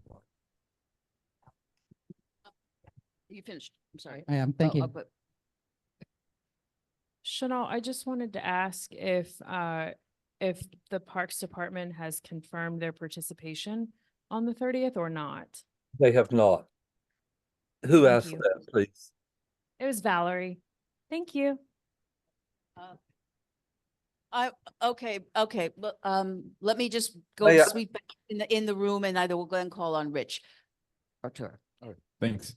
Artur Fernandez here. I was a little confused at the July meeting that a lot of people were speaking on behalf of Tony Dapolito, even though we didn't have an explicit resolution on it. And I think a lot of folks were confused about that as well. So whether that represents the whole community or it represents a group of people with a specific interest, I think a public forum like the September 30th meeting that is being advertised as a meeting to discuss people's position on this would be more representative. And it might still be the same, right?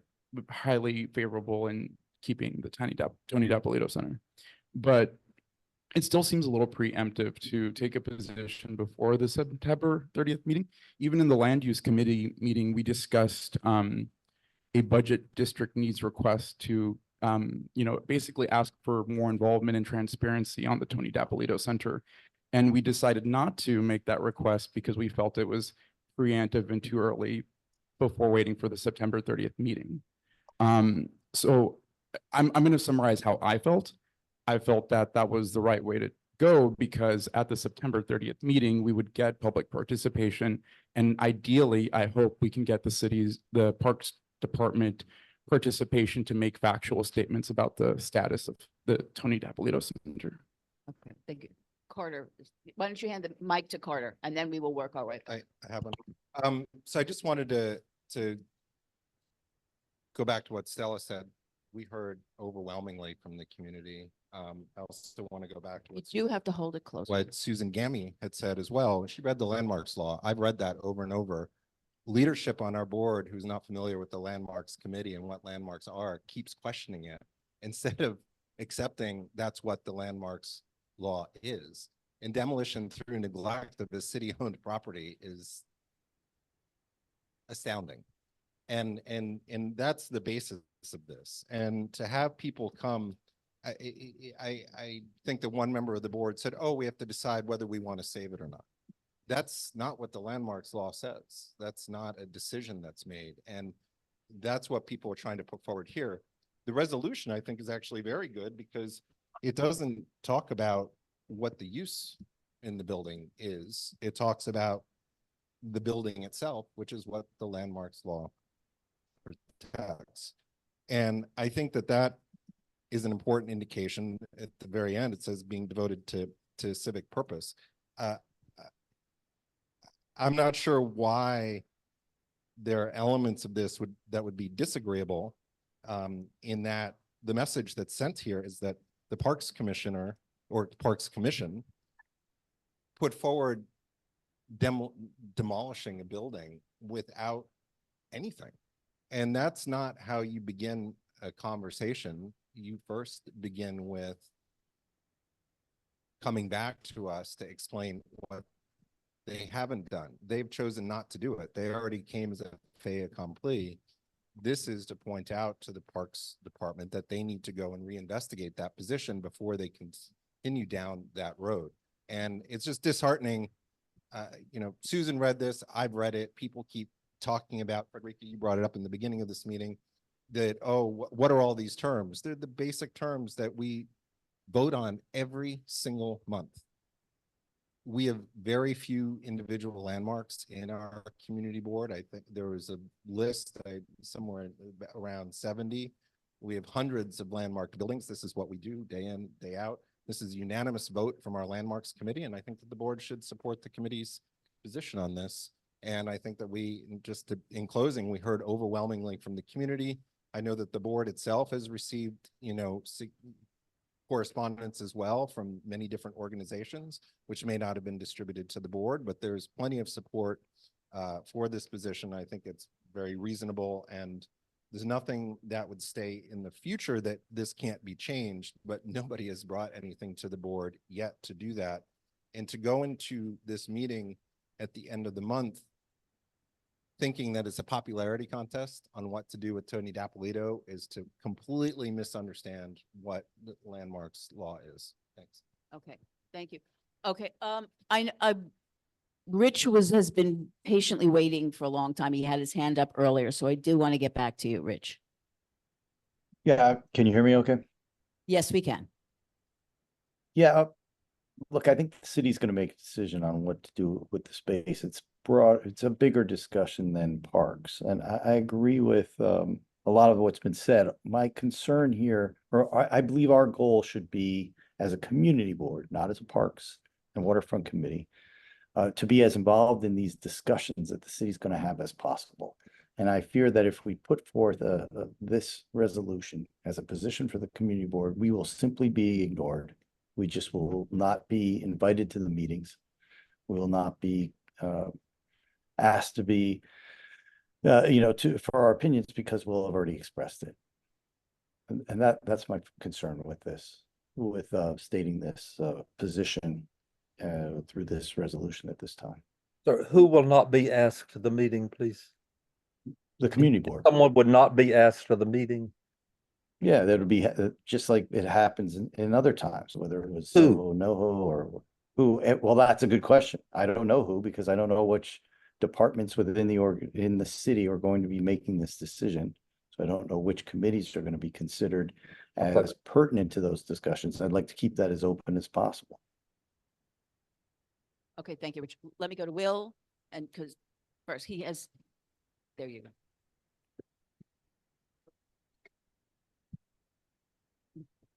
Hello. So I think as a board, if we feel strongly, we absolutely should take a strong position, even if it's that we're wholeheartedly opposed to demolition. What I'm trying to figure out is just the timing. I'm still a bit confused. Like, is there something that in the next month we feel we need to have this strong statement on record now versus perhaps a month from now, once we've heard from the public? That's like what I'm trying to understand. So is there a reason why we need it right now? Versus once we've gone through what's the normal process, which is doing the full public comment. That is my question. Okay, Susan, go ahead.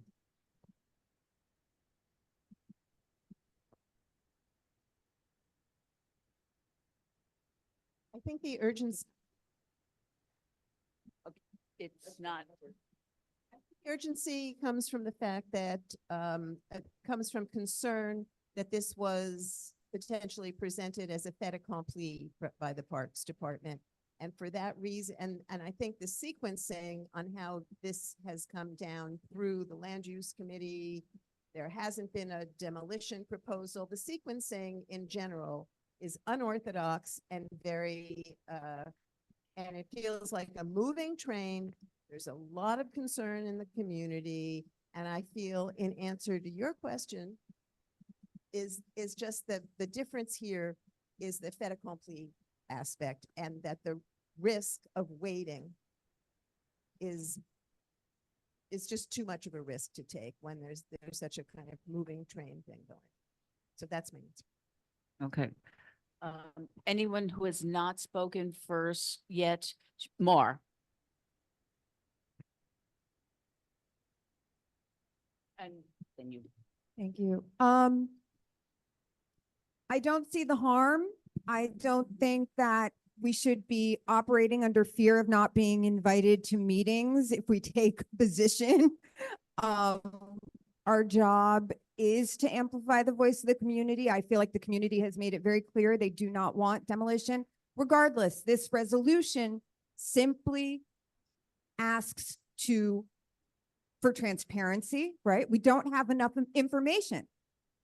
Transparency and to preserve the building. And there's no harm in taking that position now. We can always get another resolution after the meeting on the 30th. I mean, there's no harm in doing this. I will be voting yes for this. I think we should take a position now. I think anybody who says, oh, it's too soon is just trying to stop us from taking a position and not give us time to properly evaluate and understand what's really going on here. Thank you, Mar. Brian is next for somebody who hasn't spoken. Thank you. Chanel, this is Brian Pape. Look, you got it? This is not close enough. Can you hear me all right, Chanel? Yes. All right. So this is an issue where we're simply stating that we are supporting complying with the law. That's all that this is. And it's in opposition to public statements from the city that they are going to demolish Dapolito Center. That is against the law as it stands right now. And it's a simple statement of fact. This resolution is saying we would oppose a violation of the law. We support the restoration as required by law. So that's not a matter of opinion. That's not a matter of popularity. That is a simple statement of the law. And we have to be very clear about that in order to have a footing with the city. Anything else means that we're taking a backseat. We're letting the city call the shots. And in this case, making new law or doing whatever they want with the law without providing. They are required to make a statement of demolition. They would have to provide engineering proof and some kind of a public record, and they have not. They do not have that. You can be sure of that, but it doesn't matter if they're working on it or anything else, because this is simply a matter of statement of what is the law, and we are supporting the law. Thank you. Okay. I'd like to amplify on that, please, Susan. I'd like to amplify on that, please. There are two things here. The Landmarks Committee and then through the board is something that is mandated by the statutes forming the Landmarks Commission. So we're, in a sense, carrying out a task that they have been mandated to assign us to do. And it very much involves not only reviewing the applications, which is what we normally and routinely do, but being, if you will, a vanguard for them. And this resolution will go to them as part of the report, and they will see that we're on the task, as it were. Okay, now Keen. Okay, I'm gonna be voting. And that has to do with the timing too, that will go Oh, right okay. now. Okay, thank you, Chenault. Please, Keen. Okay, I am going to be voting in favor of this resolution.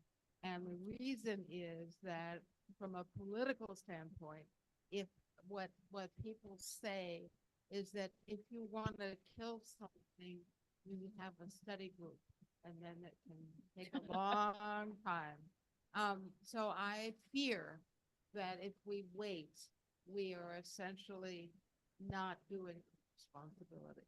And it seems to me that it would be lovely if we have a hearing already, but we had a semi-hearing at our July meeting. And therefore, I am thinking we better put down our gauntlet and say, match something. Well, I think. Who has not spoken on this? Cormac has not. So let me get to him first, and then I will go to, yes, you did. Go ahead. Can't get it perfectly right. You may Hello, have to hello, hold it- hello. You may have to hold it down before it. Hello, good. Thank you. So I wasn't going to speak initially because I don't have a strong opinion on the underlying question. Like I sort of am with Ryder, it's like a technical question about the structure and things. But I want to speak to William's question about like what's the urgency and things, and amplify something when Susan was talking about at the hearing, and we have heard from the community, they came in large numbers to a committee board where it wasn't on the agenda to yell at us about it. So we have heard something from the community. One of the things I heard from a few people that time was that they have been, as users and activists, in repeated touch over this so-called renovation period with the Parks Department. And the Parks Department kept giving them rosy reports about progress they were making and how soon this was going to be done, only to now find out that no work has been done, and because they have a structural problem, whatever. Now, this may just be some people. I don't know if it's true that the Parks Department said that to them, but I have to say, given my own experience as a committee member dealing with the Parks Department, I believe them. And now the Parks Department comes out and they're like, is this, and they've made this, and they haven't even committed me to the hearing on Thursday. I've been around for a lot of city agency railroads. This feels like a railroad. And I feel like if we want the railroad to stop and have a discussion, we better speak loud. And I don't know whether that means this resolution or not. I'm just saying.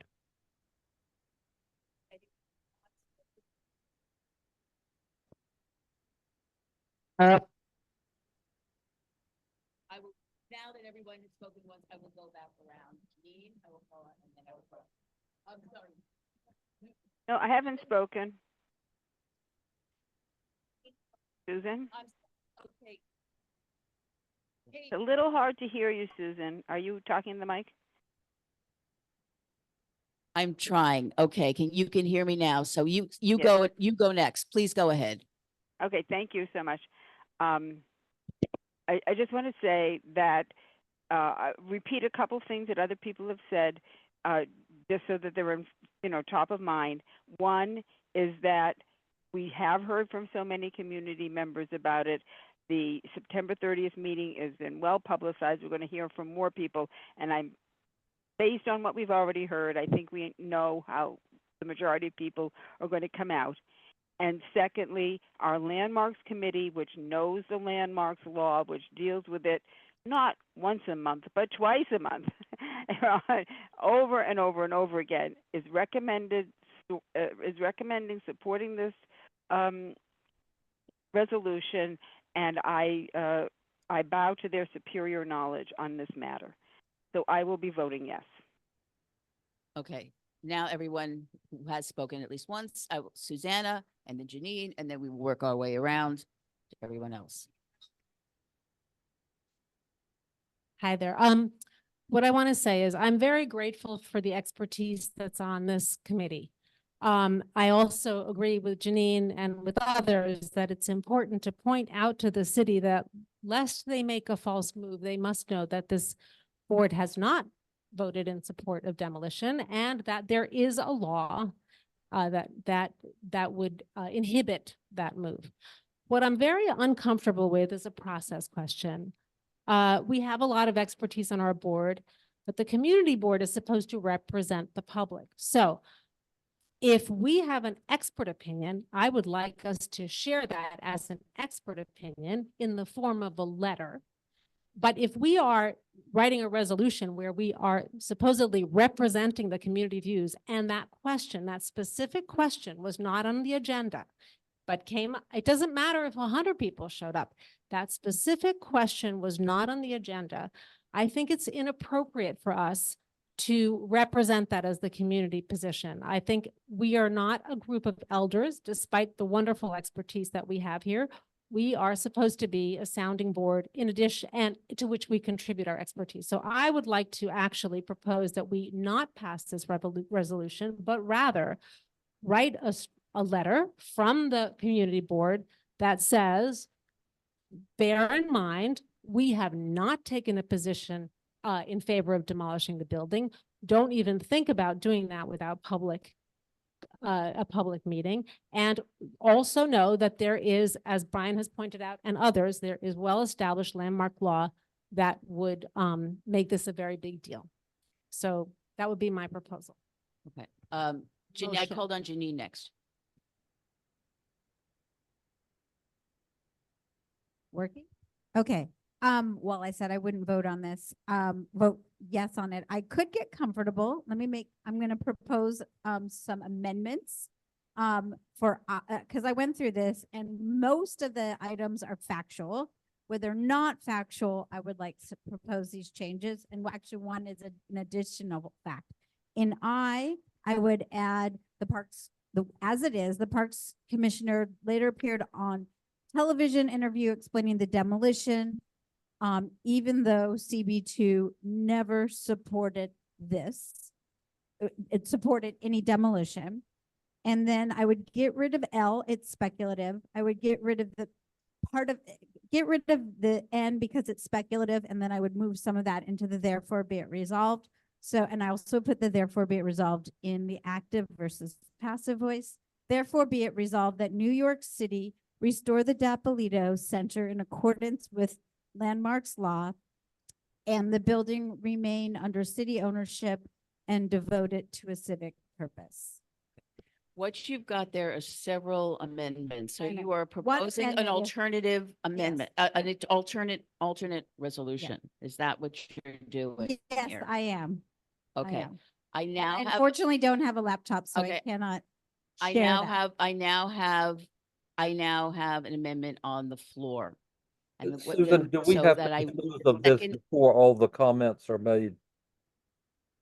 Can it be Um, until we get, because I need to answer some Okay, of those. what I late- will therefore request from Janine, please, may I, listen, I will request that if you would allow other people to make comments before we come back to this, so you will withdraw Yes. your I will alternate right withdraw now, it until- just so that I can have other comments before we return to this alternate resolution. And Go I've ahead. accumulated a few that need to be responded to. So I'm, just to do it all at once to save. Well, let's hear from these other people, and then if Yeah, you yes, I want to. respond to her alternate, go ahead, Carter. So the Soho NoHo rezoning was brought up. So one of the things that we learned from that is listen to what the city tells you. They told us, if you recall from last month that I brought up at the full board meeting, that their plan is to tear down the building. They didn't invite us to the table to discuss this. They just did it. They came to a meeting with no notice to the board beforehand that they were doing it. They just did it. They have made public statements that they're going to do it. And we're sitting here saying, oh, they might not do it. Look, they've already telegraphed that they're doing it. They've already been explicit. They've already said it. They've already skipped us in this process. That's the whole point, is that we're asking them to come back and follow the law, number one, And number two, to stop taking all these steps forward, jumping ahead, and instead demolishing the building. There's nothing to discuss. You either demolish the building or you don't. There's no discussion there. What happens afterwards is totally separate. But the point of the resolution is to talk about the existing building, not the future. They're not going to shut us off from that conversation. I mean, Mara's right. What are we afraid of? I mean, this is the stand that we make all the time on important buildings. But I think that this reso is actually does the opposite and tells them to come to the table, come discuss with us, come explain to us. There are other ways, and that's why I think that the end of the resolution is important, where it says another civic purpose. We have plenty of buildings that the interior uses have all changed and they keep the facade. This is simply about the landmarks building. There are other ways to do this, but you can't do it if there is no building.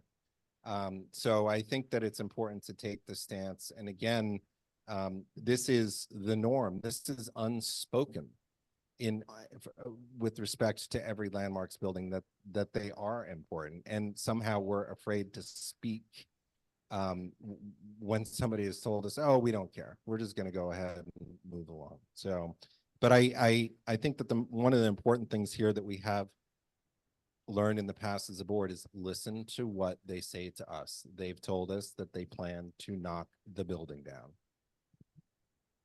I'm gonna work my way back around again, since everyone has spoken once. Ryder, and then a Will, and then I believe Frederica. Okay, go ahead. Happens to the best of us. This is Ryder. I want to add a point about, first I want to say, my inclination to vote no on this resolution is not about the substance of the resolution. It is about the timing and the facts that we have or don't yet. We've talked quite a bit about wanting more community feedback and having their voices heard, but I think also I want to hear from the Parks Department in a context of a meeting with us about this. If we say it's illegal to demolish the building because it's there's a legal necessity, I want to hear what they have to say about that. They might say, in fact, we have the studies, here they are, and this is the process. I mean, maybe there is no process that's legitimate, but I want to get answers to that to inform what we say about their potential approach.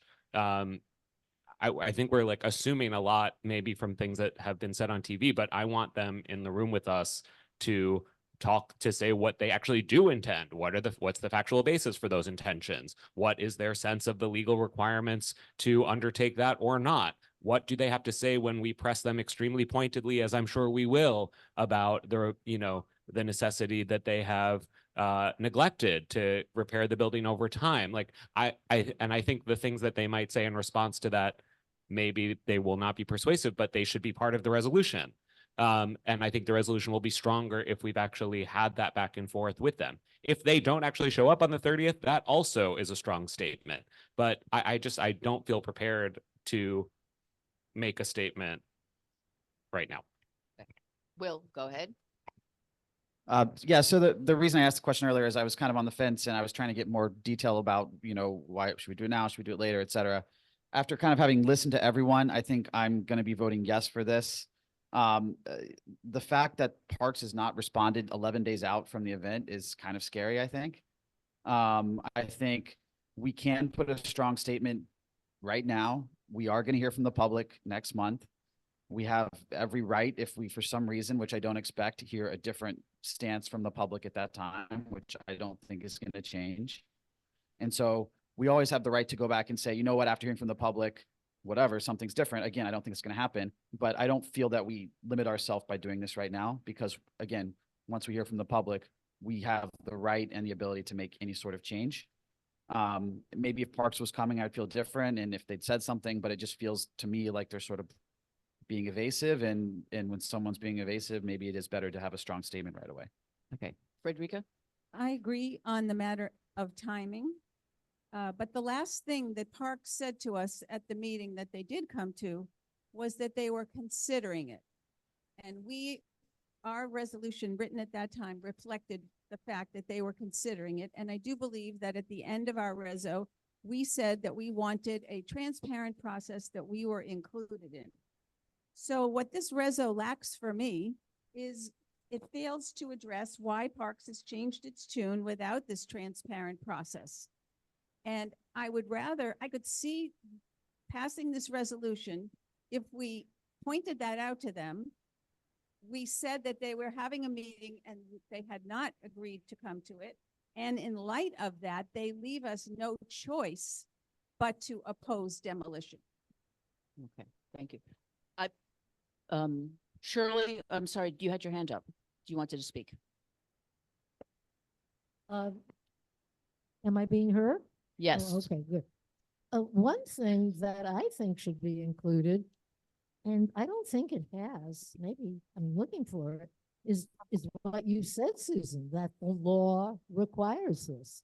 And the resolution doesn't have that in there, I don't think, which I think is probably the most important point. So that at least we start right at the beginning with, okay, what exists in the law. The other thing is that we say there have been no engineering reports, etc. I think we should be asking for detailed engineering reports as well. And that's all I'll say on that. And otherwise, I do agree with Frederica and what she just said. I think Valerie did want to speak next. Sure. I'm just going to be really frank here without going into detail, but I have direct firsthand knowledge at the highest level at the Parks Department that our July resolution is viewed as CB2 being in favor of the demolition of the Tony Dappolito Center. So if you want to talk more about that after the meeting, I'm happy to talk to you about that. So I support this resolution, and there's nothing that will come out of the September 30th meeting that will change what the landmarks law is. Thank you.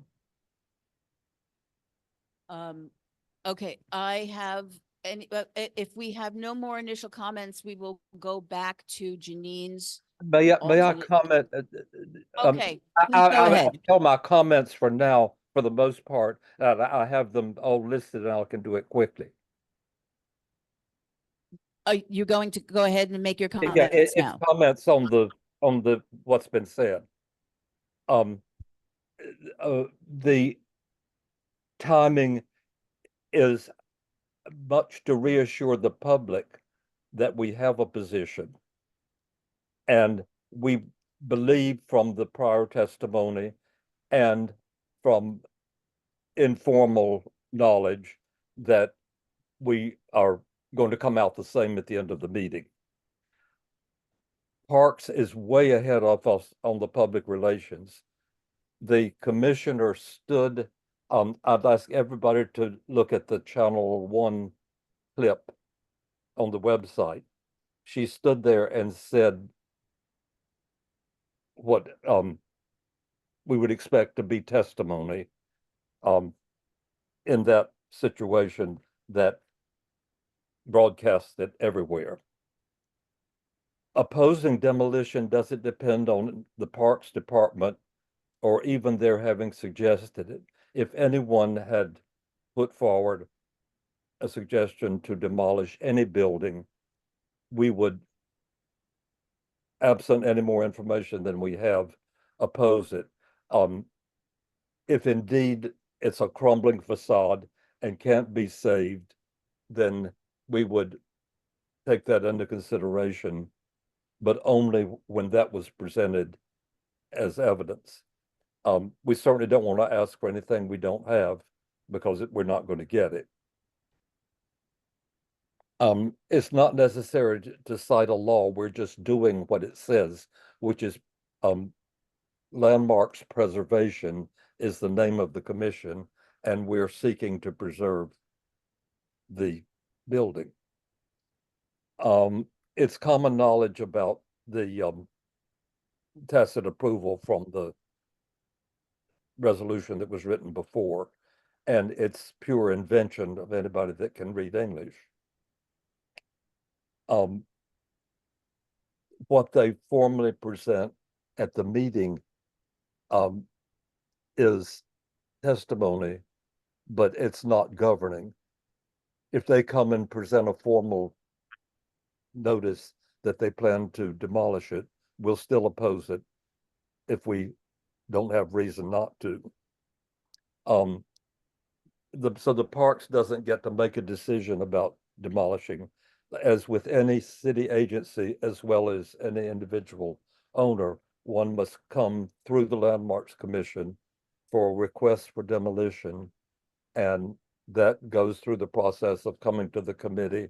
A recommendation goes to the board, that in turn goes to the commission for its consideration. This is, I've researched and asked around. We have never gotten an application for a demolition that was not a critical question of the Department of Buildings has ordered it because of peril, that didn't have a proposal of what would replace it. And we believe that we've invited the critical pertinent groups, namely landmarks and parks, for the specific purpose of this meeting, which is to consider the demolition of the building. And I would like to ask if the chair can make a ruling on the validity of a resolution coming out of new business in the business session of a committee, if that's an order, before we get to.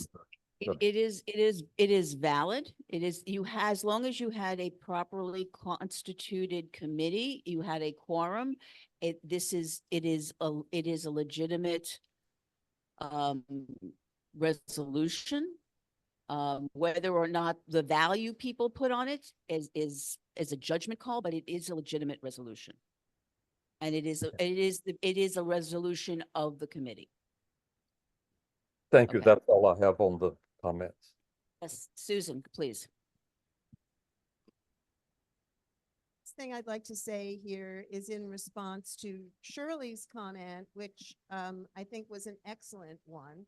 And to her point, I would like to suggest that that whereas B have a slight tweak, so that instead of saying this distinction affords the building considerable protection, that it explicitly states the landmarks law affords the building considerable protection, et cetera, and then continues on simply to say, and and the law protects landmarks from demolition by neglect. And I think that's just a very minor tweak, but I think it reflects Shirley's excellent point, and it just makes the resolution a wee bit stronger and more clear. Okay, you are making an amendment. You are proposing an amendment to this text. Okay, and well, that's a question. If the two of you want to present a single, or otherwise there is your amendment that would be then discussed and voted on, and then we could go to Janine and then discuss what. That's your call. That's your call. Okay, Janine withdrew her amendment so that we could continue to have this, everyone could comment. Now it seems that everyone has commented, so I'm going to turn this back to Janine so that she can make her proposal. I'm sorry, that last one was withdrawn. Is that what you're saying? Janine has an alternate that she would Okay, like that's to. all that's before us now. That's what's going. Yes. Yes. Okay. Okay. I don't have the wording for what Susan just said, but I would include that. I would like you to walk through each one. Yes, so and I people have can the rest follow it. detailed. Okay. So I'm not going to go through what Susan said. I'm going to ask her to type that up, which maybe she's doing right now. So I I would leave it as it is and I would add comma, despite CB2 never supporting demolition. L, I would delete. N, I would delete. And the therefore be it resolved, I would. Could we add- have letters for these, please? I just said the letters. Okay. Okay. L as in Larry, delete. N as in Nancy, delete. And don't worry, part of N is going in the therefore be it resolved. Therefore be it resolved that NYC restore the Dapolito Center in accordance with landmark law and ensure the building remain under city ownership and devoted to a civic purpose, which was part of part of N as in Nancy.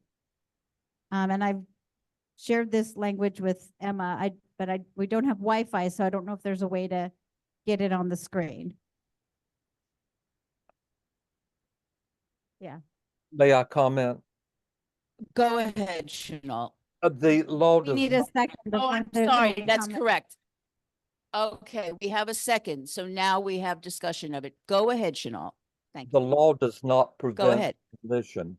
The law provides for a pathway for demolition to be approved.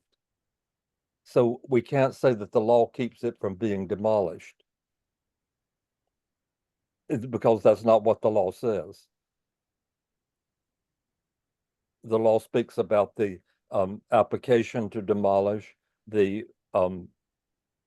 public hearing on demolition, the support that's required. But we have to know what we're discussing first, so.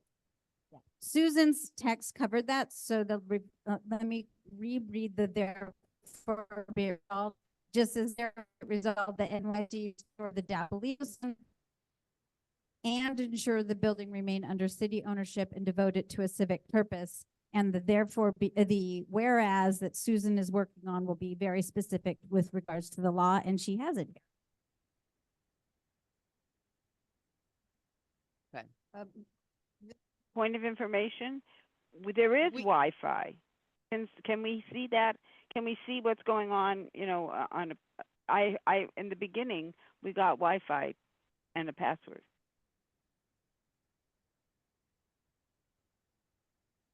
Okay. I'm sorry, Susan, do you have extra language that was supposed to be added to that, or is it?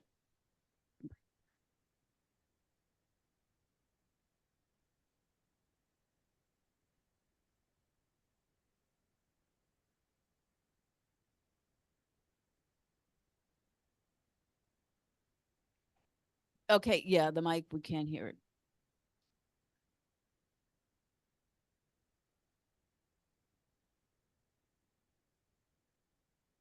Is that better? Yeah, okay.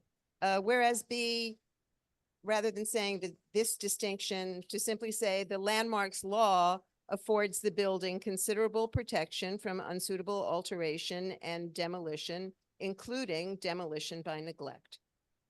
And that appears where in this text? Whereas B. Okay. Excellent. Oh, okay. Okay.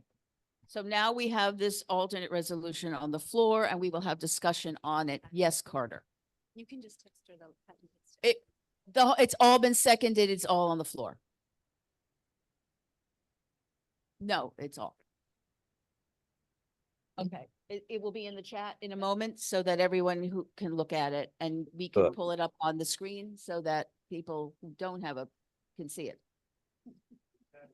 It's on the screen, so you should be able to see. Okay. Frederica, you had your. We're not getting it on the screen, Susan. You should open your chat online. Of course, you should see it. Okay. Okay, that's. Am I right that this new resolution still leaves parks off the hook for having told us one thing and done another? That I think, at this point, that I think is the major flaw. You have to address that to the proposer.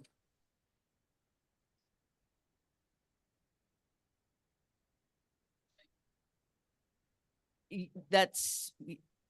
Janine, do you really think that that the reso is as strong as it can be without pointing out what the Parks Department told us and what the Parks Department has been telling everybody else?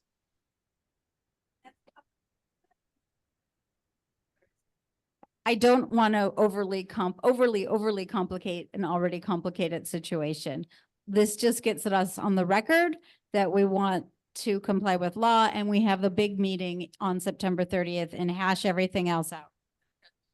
I would suggest that the Parks Department will only have been on record, assuming they come out of the 30th, that it will be the first time they're on record with the Landmarks Committee discussing the landmarks aspects which have never been discussed.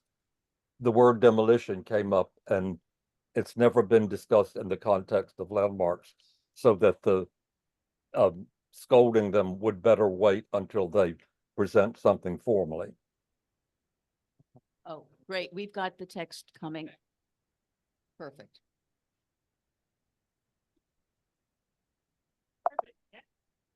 Maybe make it a bigger font. Yeah. 25, maybe. Yeah, keep zooming.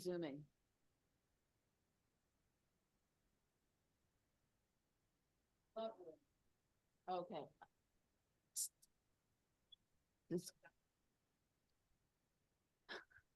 Okay, does everybody understand what now is the alternate resolution that is on the floor? Does anybody have further discussion on that, or can we take a vote on that?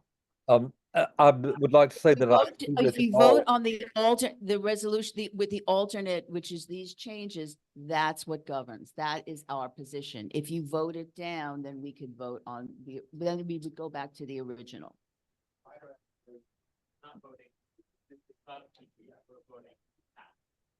This is as a sub, that's what would be is to pass this version. This is an amendment to the resolution. It is Well, not. this is the an amendment resolution. so that So the that resolution. voting on this doesn't pass the resolution, it It's, passes the amendment. but And you're that was what I correct. think You are Ryder correct. was saying. What you would be doing is voting to alter the resolution to have this language, the additions, the deletions. Then if that is what passes, then you would vote on it. If the amendments don't pass, what you have left is what we started with. Okay. Okay. I believe is- that it's just written wrong. Therefore, be it resolved that NYC restore, that we recommend that NYC restore. You're saying it should be instead of NYC restore, and we recommend. That CB.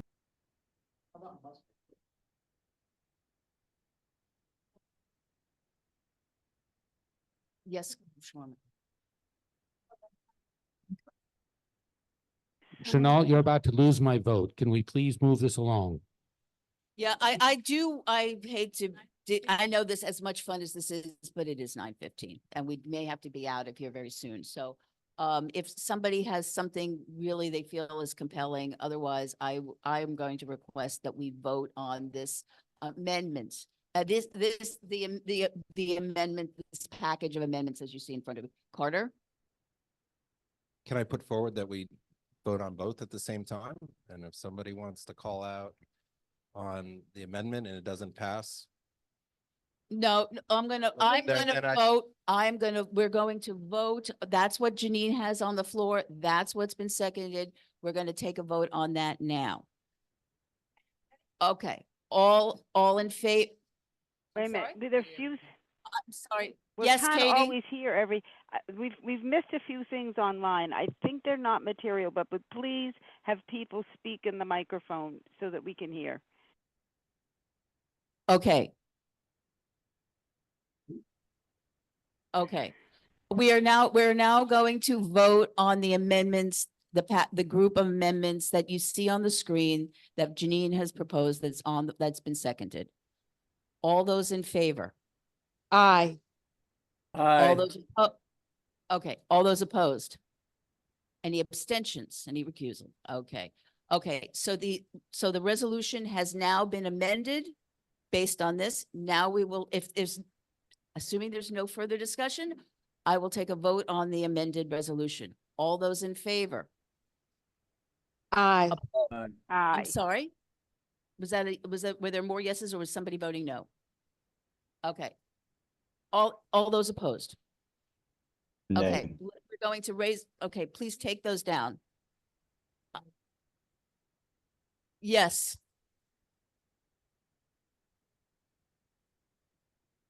Rich has his hand raised. I'm voting no on the, Okay. So for no's. Can we hear who's voting no? Rich Cacapolo.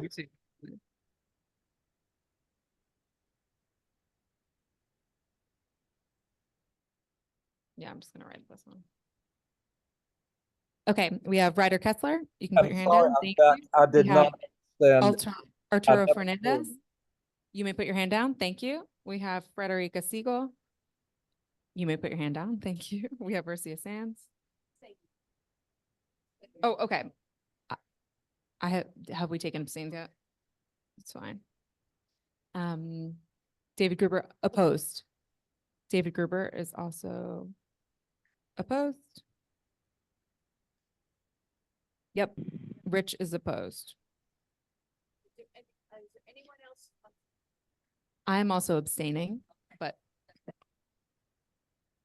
Are there anyone else who is abstaining?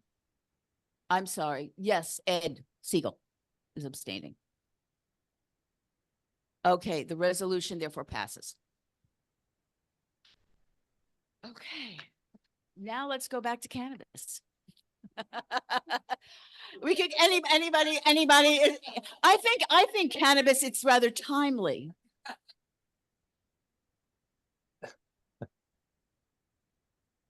I'm in favor of the resolution. I got off just at the moment of the vote. Okay, well, we'll add you to the, so Thank you. noted.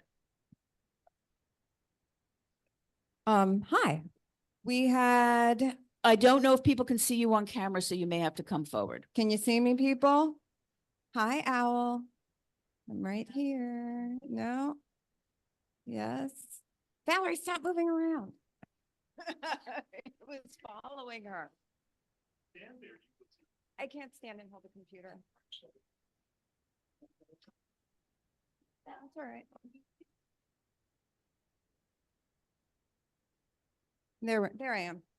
This is fine. Hello.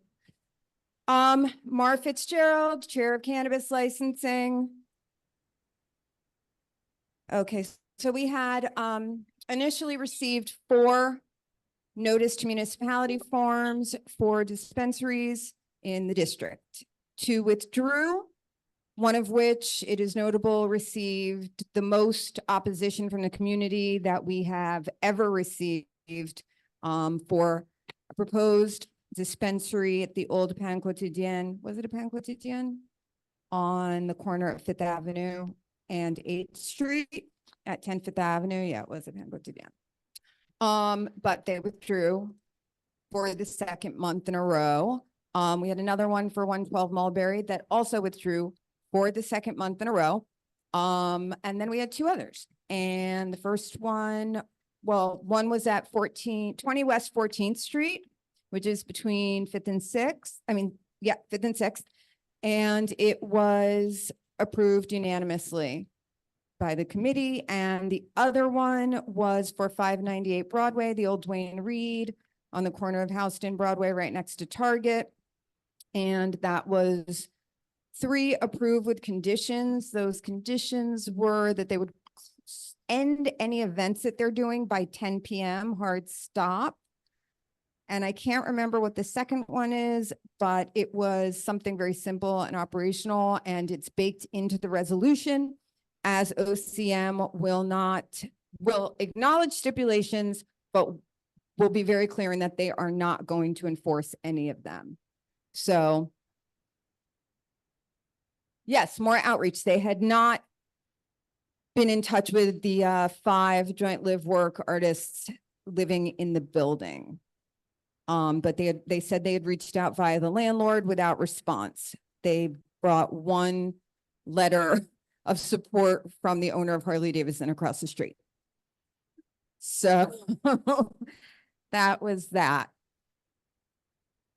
That's it. Okay, we have any discussion of either one of these? Yes, Susanna.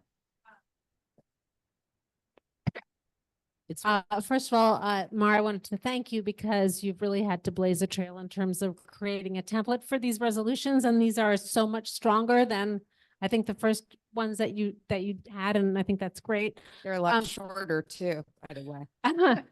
I had the one question I had was that I couldn't understand the difference between and of course my computer's working now. The first one you said approved with conditions, and the second one just says approved, and it's not clear for me from the resolution. Am I missing something? It's not No, clear from so the in our resolution what last that is. meeting, and I discussed this in previous months, whenever I've given my report, that we were going to review how the language we used, because it's going to the CCB and the OCM, and it's not always going to the same people, and there's been a disconnect in understanding what we mean. So we have had to really shorten our resolutions. And we had to change, like, we're not doing deny unless anymore because it is very confusing to the OCM. They don't know what it means and they don't want to know what it means. So we are being very clear. So approve means we have confidence in this operation. Approve with conditions means we don't have full confidence. They need a little guidance. This is what we'd like to see. And That then makes a lot of sense. I think the only deny is just deny. And that's it. Yeah, no, that makes a lot of sense. What I'm saying is that the conditions aren't clear to me. What are the conditions? Can you refer to, the conditions as outlined So whereas in the number 6? resolution, so no, because they will not use them. So it is baked into the actual resolution. We list conditions. They will not be acknowledged. They will not be adhered to. So this is just to tell them, and we will send a key we have to send a key because every community board, they haven't set up a uniform process across the city, which we've been asking for since December 2022, when this first came to us. So with conditions really means with wariness. We don't have huge It means with confidence. wariness. Because, okay, but it just. That's what it means, and that is what the key that will go with our resolutions will say. Okay, I'm just saying as someone who reads the resolution like me, or someone in our community who will want to read the resolution, it's not clear what conditions refers to. Wariness is one thing, but whatever it is, whether it's wariness or conditions, it would need to be. In the resolution, doesn't it say that twice that the committee requested and the applicant agreed for those 2 points that Janine had made? Yeah, my computer isn't working now, so Yeah, I can't. so I didn't. Anyway, I mean, that's how we wrote it so that it would be heard. I mean, I deal with No, I every day. completely understand the conditional. I mean, we do, that's a sort of different So language. you're but the confused same about the thing. word conditional. I'm not confused about what it means. Would you suggest a better word? that No, would I make it just, clearer I for would like you? it if you could refer the reader to what the conditions are. Are If you could say, like, proposing an add- amendment? is it We can't, the back and forth doesn't make sense. I need an amendment. I need some sort of change. Otherwise we're just going back and forth. Okay. And that's Okay, okay. the committee will take it under advisement.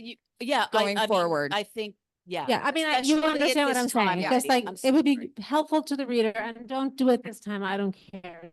Do whatever you want to, but it would be helpful to the reader if conditions were clear. In other words, as delineated, as defined in whereas, whatever it is, number 5 or whatever it is. Yes, thank you. I'm sorry. Shirley, did you have another question?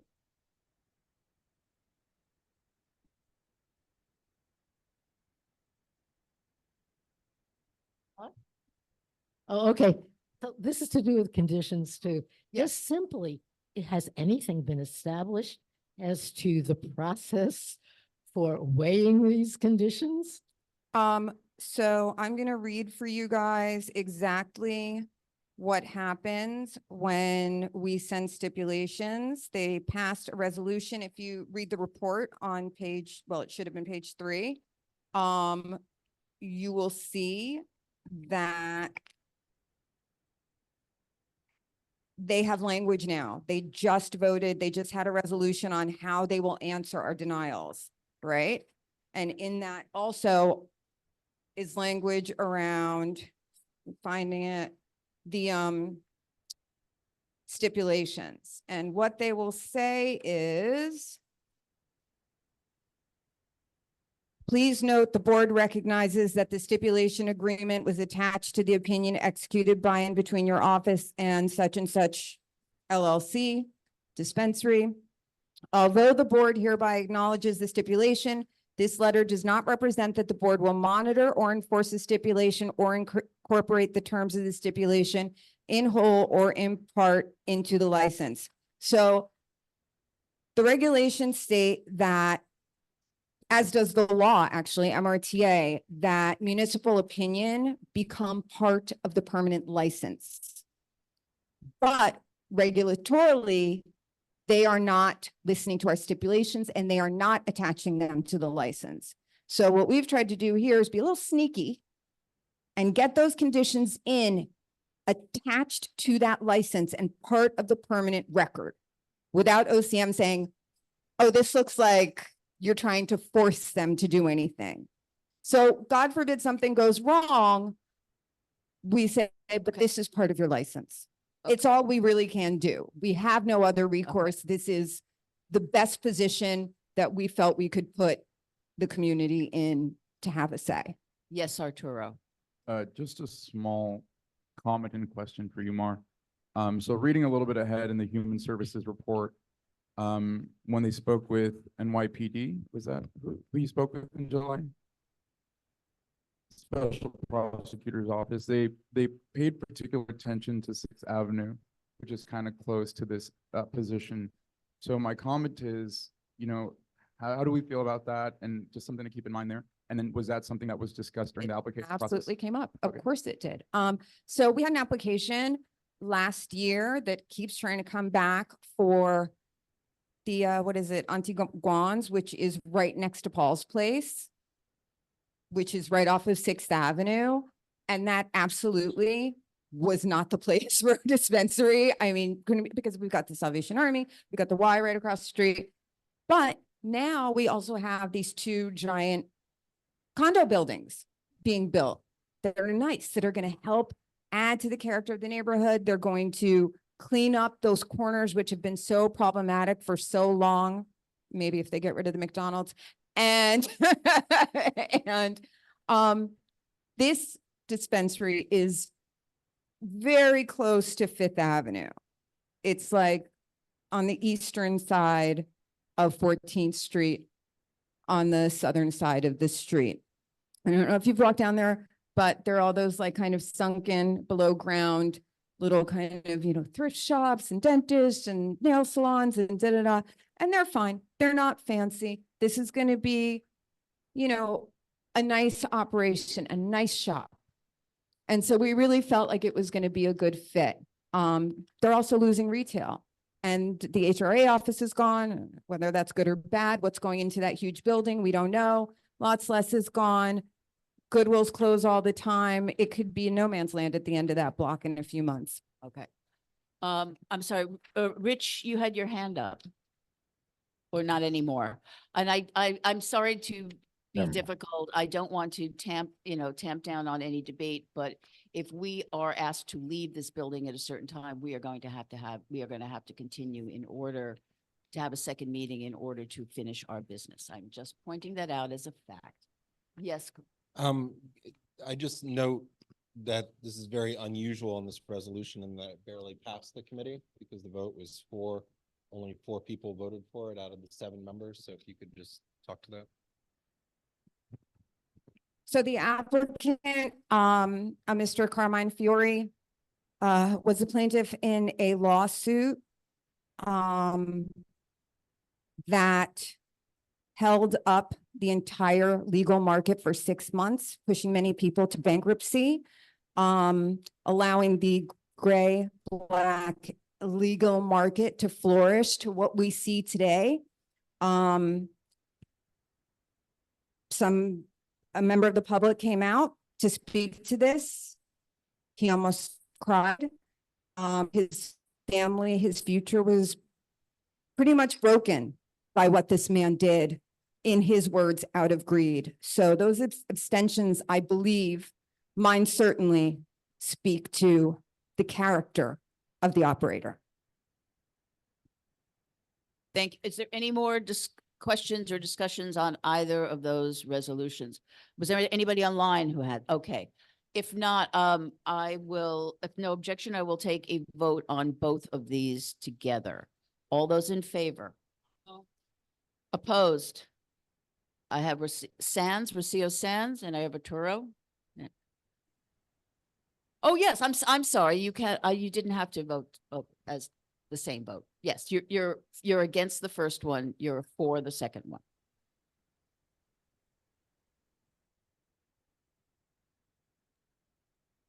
I'm voting no for both. Okay, I haven't gotten to, okay. Oh, sorry. Wait a minute. Hold on. I'm sorry. Okay, then let's talk this first one. All those in favor of the first resolution that as it appears? Opposed? Okay, we have several that are opposed. We have Frederica Siegel, Rocio Sands, Cormac Flynn, Arturo Fernandez. I'm sorry, I have Carter Booth. I have Stella Fitzgerald. Are those all the ones who are opposed to the first? I'm opposed. Capolo is also opposed. Okay, thank you. And I have Chenault, your hand is up. You're also opposed? Yes. Okay. Any abstentions on that one? I have Keenberger as abstaining. And I have Eugene Yu. And there are no recusals, I assume. I'm sorry, Katie. I'll abstain too. This was the first one is the Carmen Yes. Fiore one. That's the one as it appears in the print. Yes. And you're a no on that as well? Yes. Abstain. Okay, so Valerie De La Rosa is also a no, and Katie Bornero is an abstention. Okay, and I have Maura Fitzgerald as an abstention. If you could just read back the no's and the abstentions so we make sure we capture them.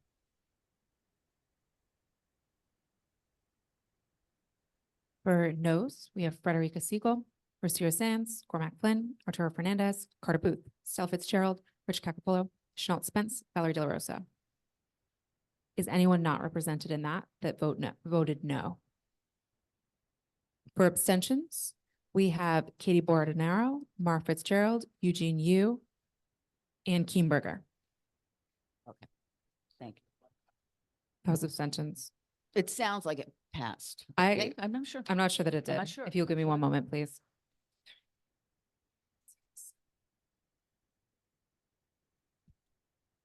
What? I got 13. That's 13, which means that It should pass. it passes. Yeah. It did pass. Okay, the second one now. All those in favor? Opposed? Okay.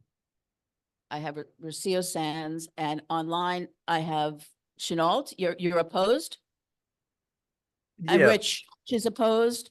Chenault, if your hand is up, it's. Yes, is yes, it- I'm opposed. Okay, so both of them are opposed.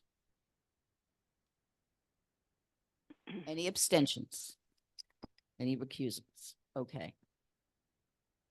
So that one passes as well, and now we can move to land use.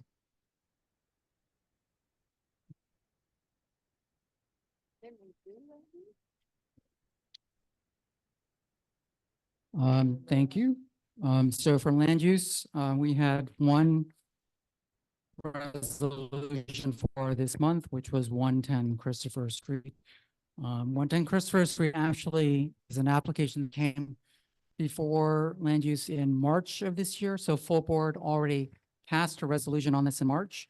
In March, the applicant was looking to add uses for an office space, as well as legalize a art gallery that was operating in the basement of this building. We voted at the time to pass a resolution that said we had no objection to the office space continuing, but we recommended denial of the change for the custom dressmaker, which had previously been in the basement, to the art gallery and event space. So we had recommended a denial on that. Between then and now, the art gallery, and I put that in quotes, art gallery, because they were basically just having events left and right.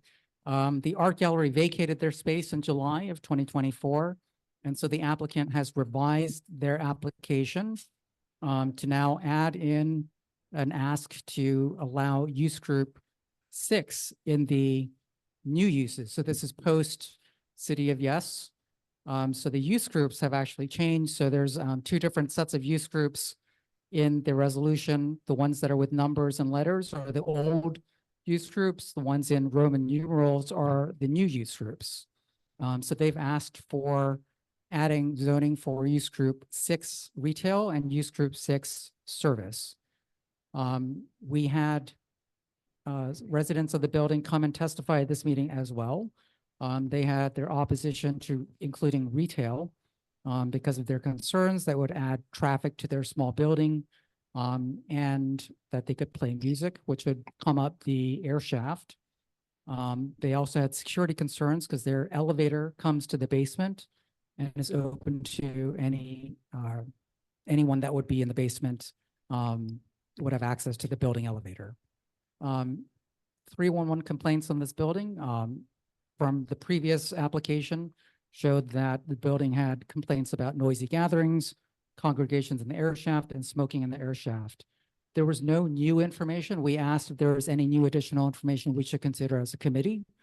The applicant did not have any additional information or any reasons to say that they could alleviate concerns about noise, which were the same concerns we had in March.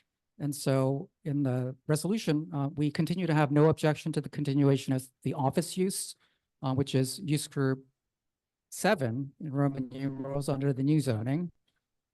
We recommend denial of the change in use to include the more impactful use group 6 retail and use group 6 service. And I also just want to add as a note, use group 6 retail and use group 6 service now encompasses about, 5-6 pages of uses, where previously it just included, use group 6, which was retail. Now it includes uses that were previously like use group 12, use group, 10. There's a whole set of previous uses that are now rolled into use group 6, Roman numeral 6, and retail and service. So it basically is almost any type of store would be allowed. And then last is we recommended that access to the air shaft be made inaccessible from the commercial units and that the doors between the commercial spaces and the rest of the basement be locked. This is a unanimous vote, 0 abstentions, 0 recusals. Thank you. Is there any discussion or questions on this resolution? Any opposition to voting? Okay, all those in favor? Aye. Opposed? No. Okay. Any abstentions or recusals? Okay, thank you, Eugene. It passes. Next is street activities.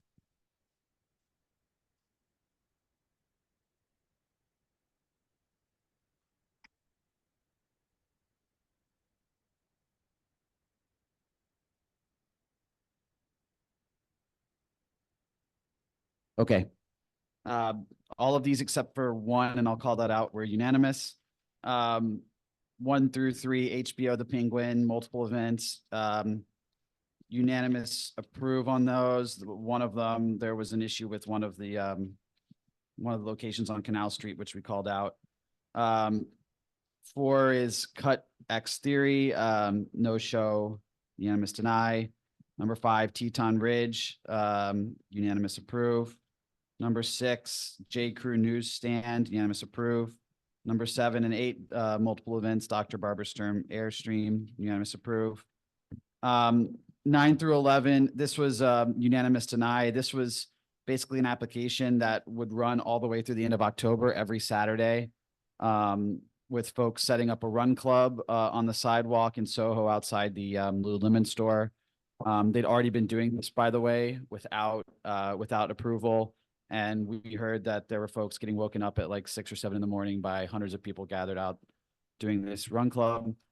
We've also heard about other run clubs, by the way, who have not come to us. So that was deny. Number 12, Titan Coffee Cart, unanimous approve. Number 13, biking celebration, no show, unanimous deny. 14, Juyu Q Line, unanimous approve. 15, Washington Square Oktoberfest, unanimous approve. 16, Sabrina Interactive Coffee Shop, unanimous approve. 17, American Eagle Timberland, that was unanimous approve. 18, Double K Denim Sculpture, that was approved, 5 in favor, 1 opposed. 19, 20, Jonga Food Truck, unanimous approve. 2021, Big Spoon, no show, deny, unanimous. 23, Isden Broadway, unanimous approve. 24, H&M Block Party, that was unanimous approve with an additional, therefore, that we continue to oppose take over public space for purely commercial events. And 25 to 29, FYI renewals, unanimous approve. And I already mentioned the DSNY presentation on October 7th, covering both containerization of trash and composting / organics.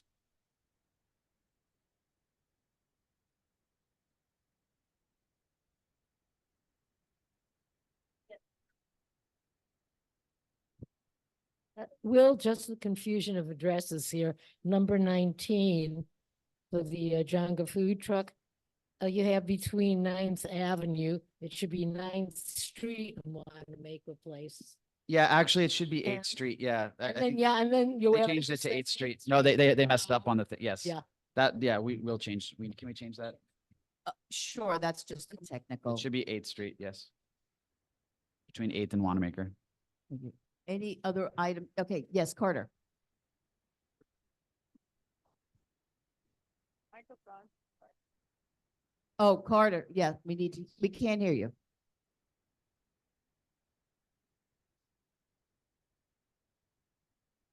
So to bring up on item 1 that the applicant did in fact block a lane of Canal Street during rush hour. That did cause unsafe conditions for pedestrians crossing because it causes an uncomfortable merge at the intersection. And it also caused traffic to back up. And it's just disappointing that we didn't make more of an issue of that at that time. Because that particularly given that Canal Street has been identified as the location of so many pedestrian deaths, that anytime you mess with the traffic there and the merges, it creates a very, very unsafe condition. I raised this with the committee. I was dismissed. I'm just going to bring it up now.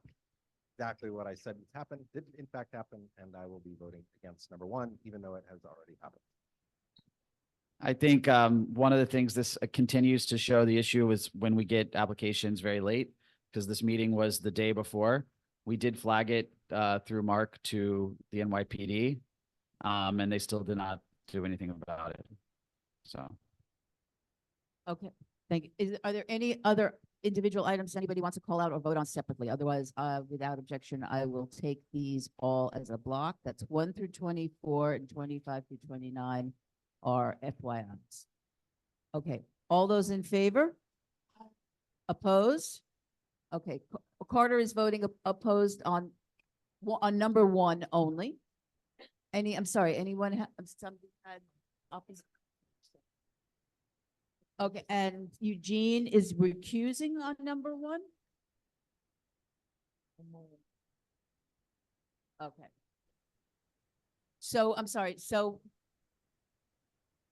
1, yes, 1, 2, and 3, Eugene is recusing himself. So otherwise, we had 1 no on number 1. We had a recusal on 1, 2, and 3. Any abstentions? I have a question. What was the reason for recusal? We couldn't hear. his partner, it works for, it's a financial interest. His partner works for HBO marketing. Thank you. You're welcome. Okay, so those pass. Thank you. Next is traffic. Okay, so we had the two resolutions. Both, okay, can you hear me? Yeah. Okay. Both unanimously approved the first resolution requesting a continuous bus route moving both north and south of West 14th Street along Route 9A by extending the M12 bus route south of West 14th Street, preferably to Chambers Street.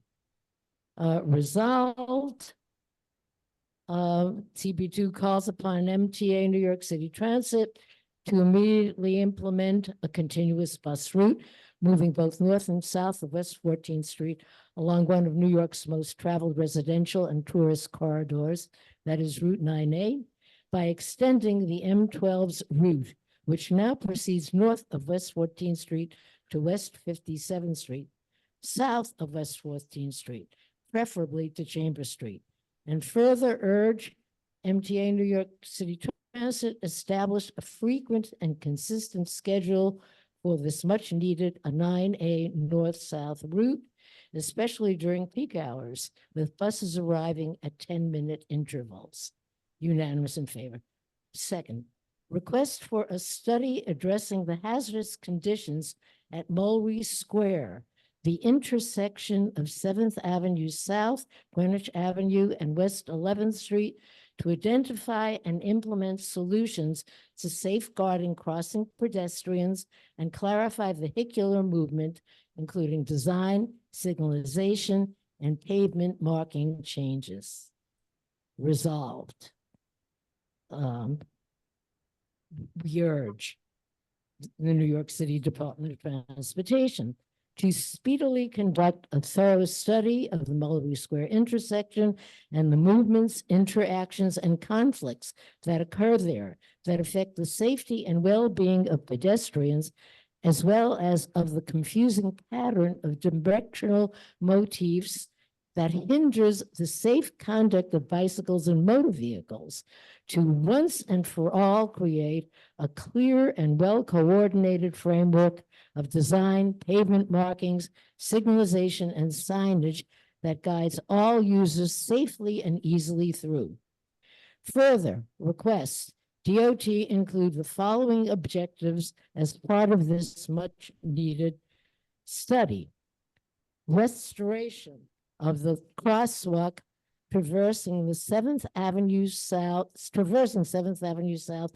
between the southeast side of 7th Avenue South at the southwest side of Greenwich Avenue and the southwest side of 7th Avenue South and West 11th Street.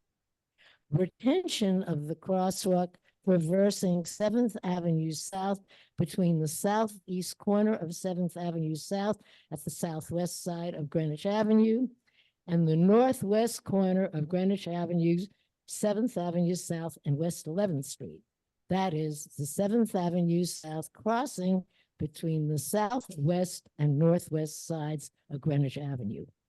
Provision for a green light phase for the north-south West 11th Street crossing on the east side of 7th Avenue South. At the same time, southbound vehicles on 7th Avenue South have the green light or a green left turn arrow to Greenwich Avenue.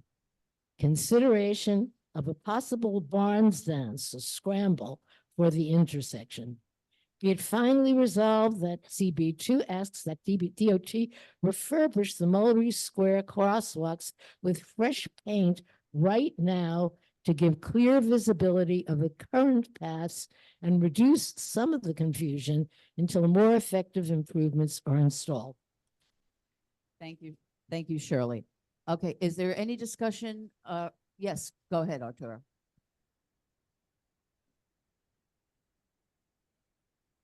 And which one are you speaking on? Number two, just want to say thank you to the committee. I've walked across this crossing a few times and have gotten dangerously close to getting hit by cars when the very clear rite of pathway for me. So thank you for taking this on.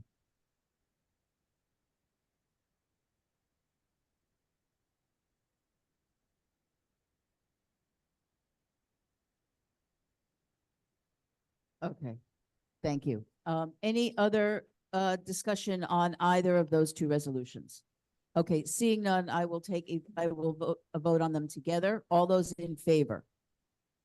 Opposed? Aye. I'm sorry. Was somebody opposed? There Oh. were yes. Okay. No, Any I'm in abs- favor, in favor. Okay, any abstentions or recusals? Thank you. They pass. Okay, SLA. Hello? Hello? Good. Hello, I'm doing SLA 1. What's the matter? We had 14 applications. We heard 4 and have 4 resolutions. They were included in the packet, so I don't know why you need to know more. Nevertheless, Donna has asked me to explain these things. First, the first reso, 558 Broadway, better known as the Museum of Ice Cream. They wanted to add the cellar and second floor to their licensed space, which is currently just the sort of first floor lobby area. They wanted to change their method of operation. They wanted to expand their hours until midnight, and they wanted to have liquor during private events. The vote was to deny unanimously. Number 2, 430 Broome Street, which is known as the Champers Social Club. This is at Crosby Street. It's also known as 39.5 Crosby. This was a class change.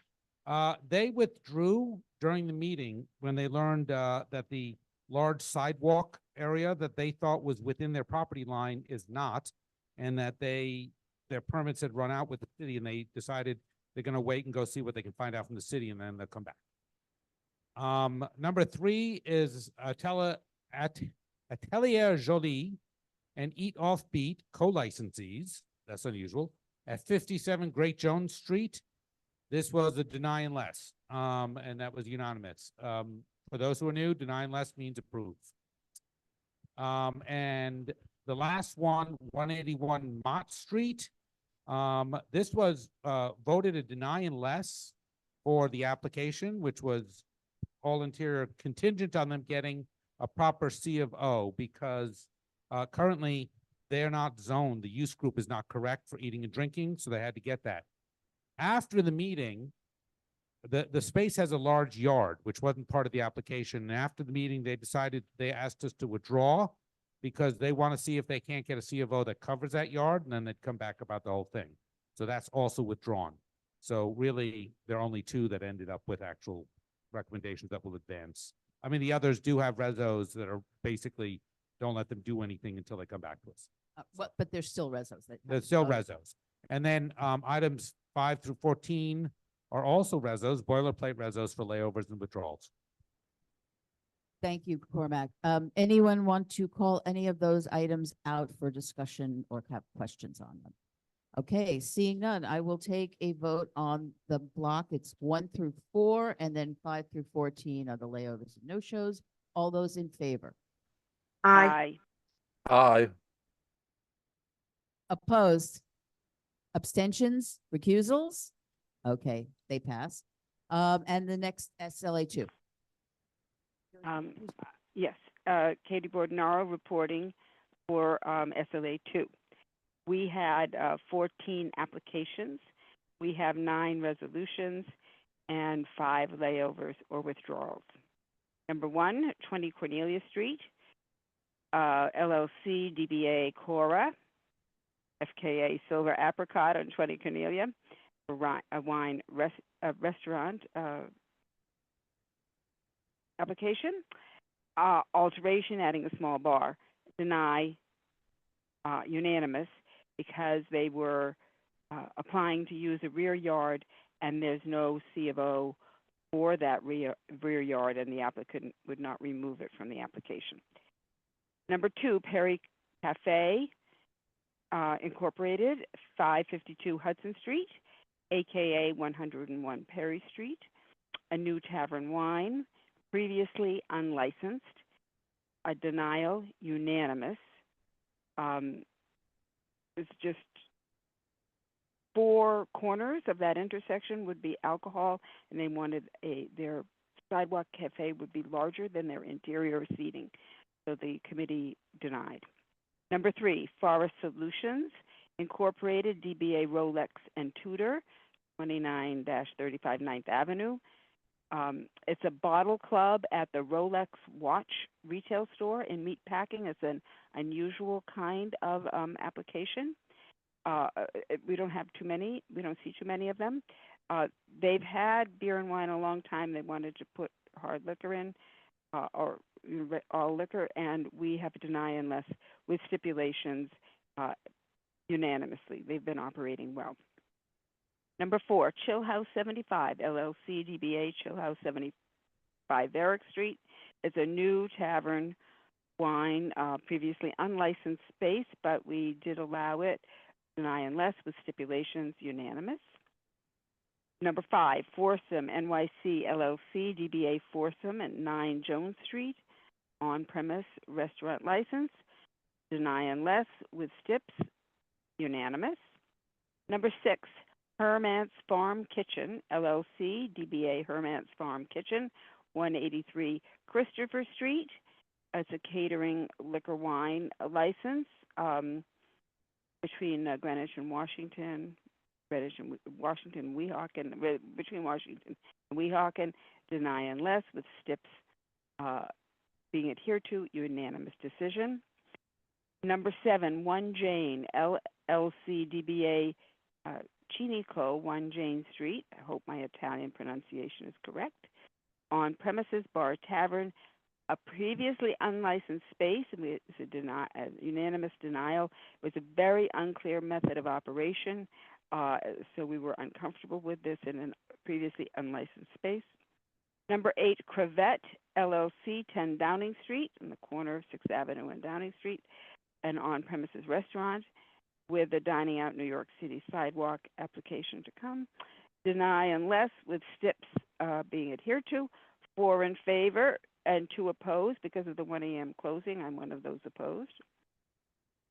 Number 9, 4 Charles Street Restaurant, LLC, DBA Charles Prime Rib, 4 Charles Street, 10014.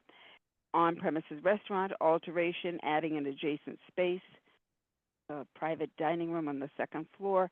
It's a deny unless with stips and a unanimous decision. And then items 10 through 14 are layovers or withdrawals. That's it, Susan. Thank you. Thank you, Katie. Does anyone want to call, okay, we have, you want to call out one of the items? Please.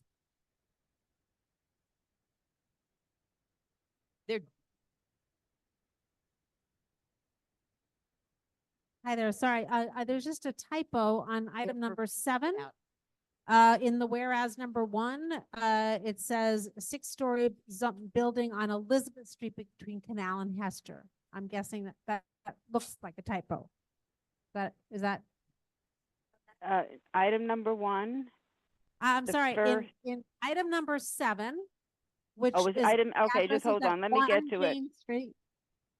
Yeah, let me get to it. Okay. Thank you. Give me a sec. And which number, whereas? Oh, I see, number It's the 1. first Yeah, whereas. we've got to fix that up. The address and it's wrong. That technical, I assume that's the technical fix, and we can make that. Thank you. That's just an error. It's not, okay. Yeah. Yes, go ahead. On number 14, it says vote unanimous in favor, 9 board and 1 public. But Bob Ely was listed as absent, so I was just confused on the vote count. Item number 14. Yes.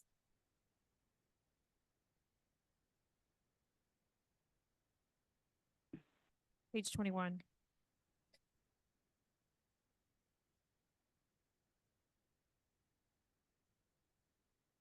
Yeah, that's probably a typo. You can't have that. Yeah. Yeah. Okay. The number We'll fix 14 that. should be just as all the others. Yeah. Fix 14 vote. Okay.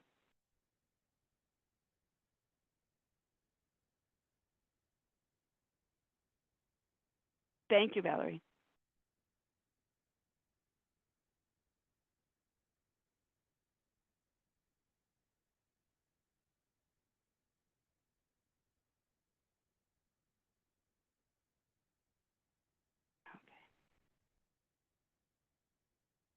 Anything else?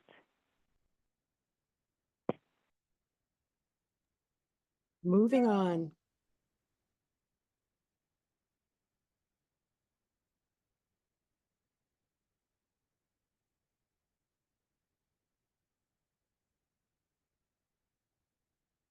Susan, oh, you know what it is? You're muted, Susan. We can't hear you.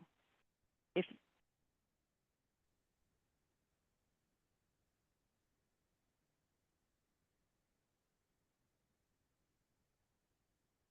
I don't know. Unmute. Can you hear me now? Yes, we yes, can. yes, yes. Echo. Okay. I can't use that. I cannot use the computer at the same time. That's what's causing the echo. The one thing we do have to do is we have to ratify the resolutions that were passed by the executive committee in August for our new people. Since we do not have a board meeting in August, those committees that have resolutions, application based resolutions that must be voted on. What we do is our executive committee votes on them and then they are subsequently ratified by the full board. What we have in your packet, we had resolutions from landmarks, outdoor dining, and SLA. So what I will do is I will ask, does anybody have any items from the landmarks resolutions that they would like to call out or discuss? Okay. Yes, Katie, your hand is up. Did you vote on the SLA resolutions? I don't think the people online heard. I'm sorry, the ones from this month were voted on. Okay, I didn't hear that. I don't know if other people online. I'm heard. sorry. What was your vote? Were you voting in favor of all of them? Yes, I was, but I don't know what Okay. what happened to other people online. Okay. Okay. Is anybody who's online voting against any of the SLA resolutions that were read out? Okay, so those votes do not have, okay, there's no alteration. But getting back to August, does anyone want to call out any of the resolutions that are part of the landmarks block? From August, thank you. Okay, is seeing none. All those in favor of those resolutions? Aye. Any opposed? Aye. Any opposed? Any abstentions or recusals? Okay. The outdoor dining resolutions. Anyone call those out? If not, all those in favor? Any opposed? Any abstentions or yes? You're abstaining on. Okay. Arturo is abstaining on, I'm sorry, I don't have the numbers in front of me. Okay. Okay, thank you. So we have one abstention, no, any recusals. Okay. And lastly, the SLA resolutions. Anyone discussing those? If not, all those in favor? Aye. Against? Aye. Any against? You're all, everyone online is in favor of those, correct? Yes. Okay. Okay, any against? Any abstentions? Okay, so Ryder Kessler is abstaining on Grey Dog. Okay, and any recusals? Okay, we have now dealt with. Oh, I'm sorry. Okay, so we now have the street activities resolutions as well. Is anyone going to call any of those out? Okay, seeing none. All in favor of the street activities resolutions? Aye. Any opposed? Aye. Yes. Any opposed? Any abstentions? Any recusals? Okay, that was the last group of August resolutions. Okay, is there any new business? Okay, I motion to adjourn. So moved. Thank you all. Much appreciated your patience.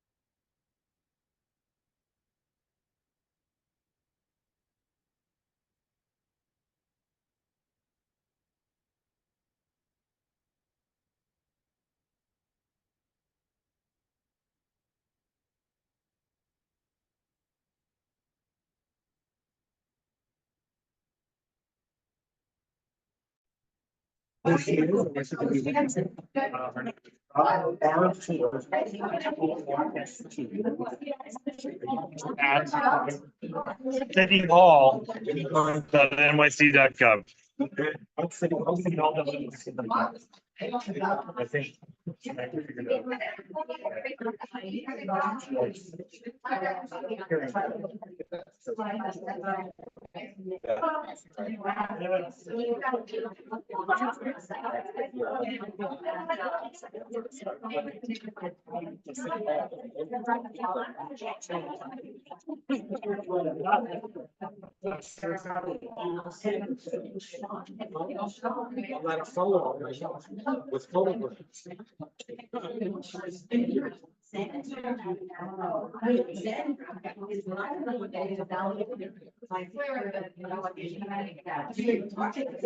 Oh, shoot.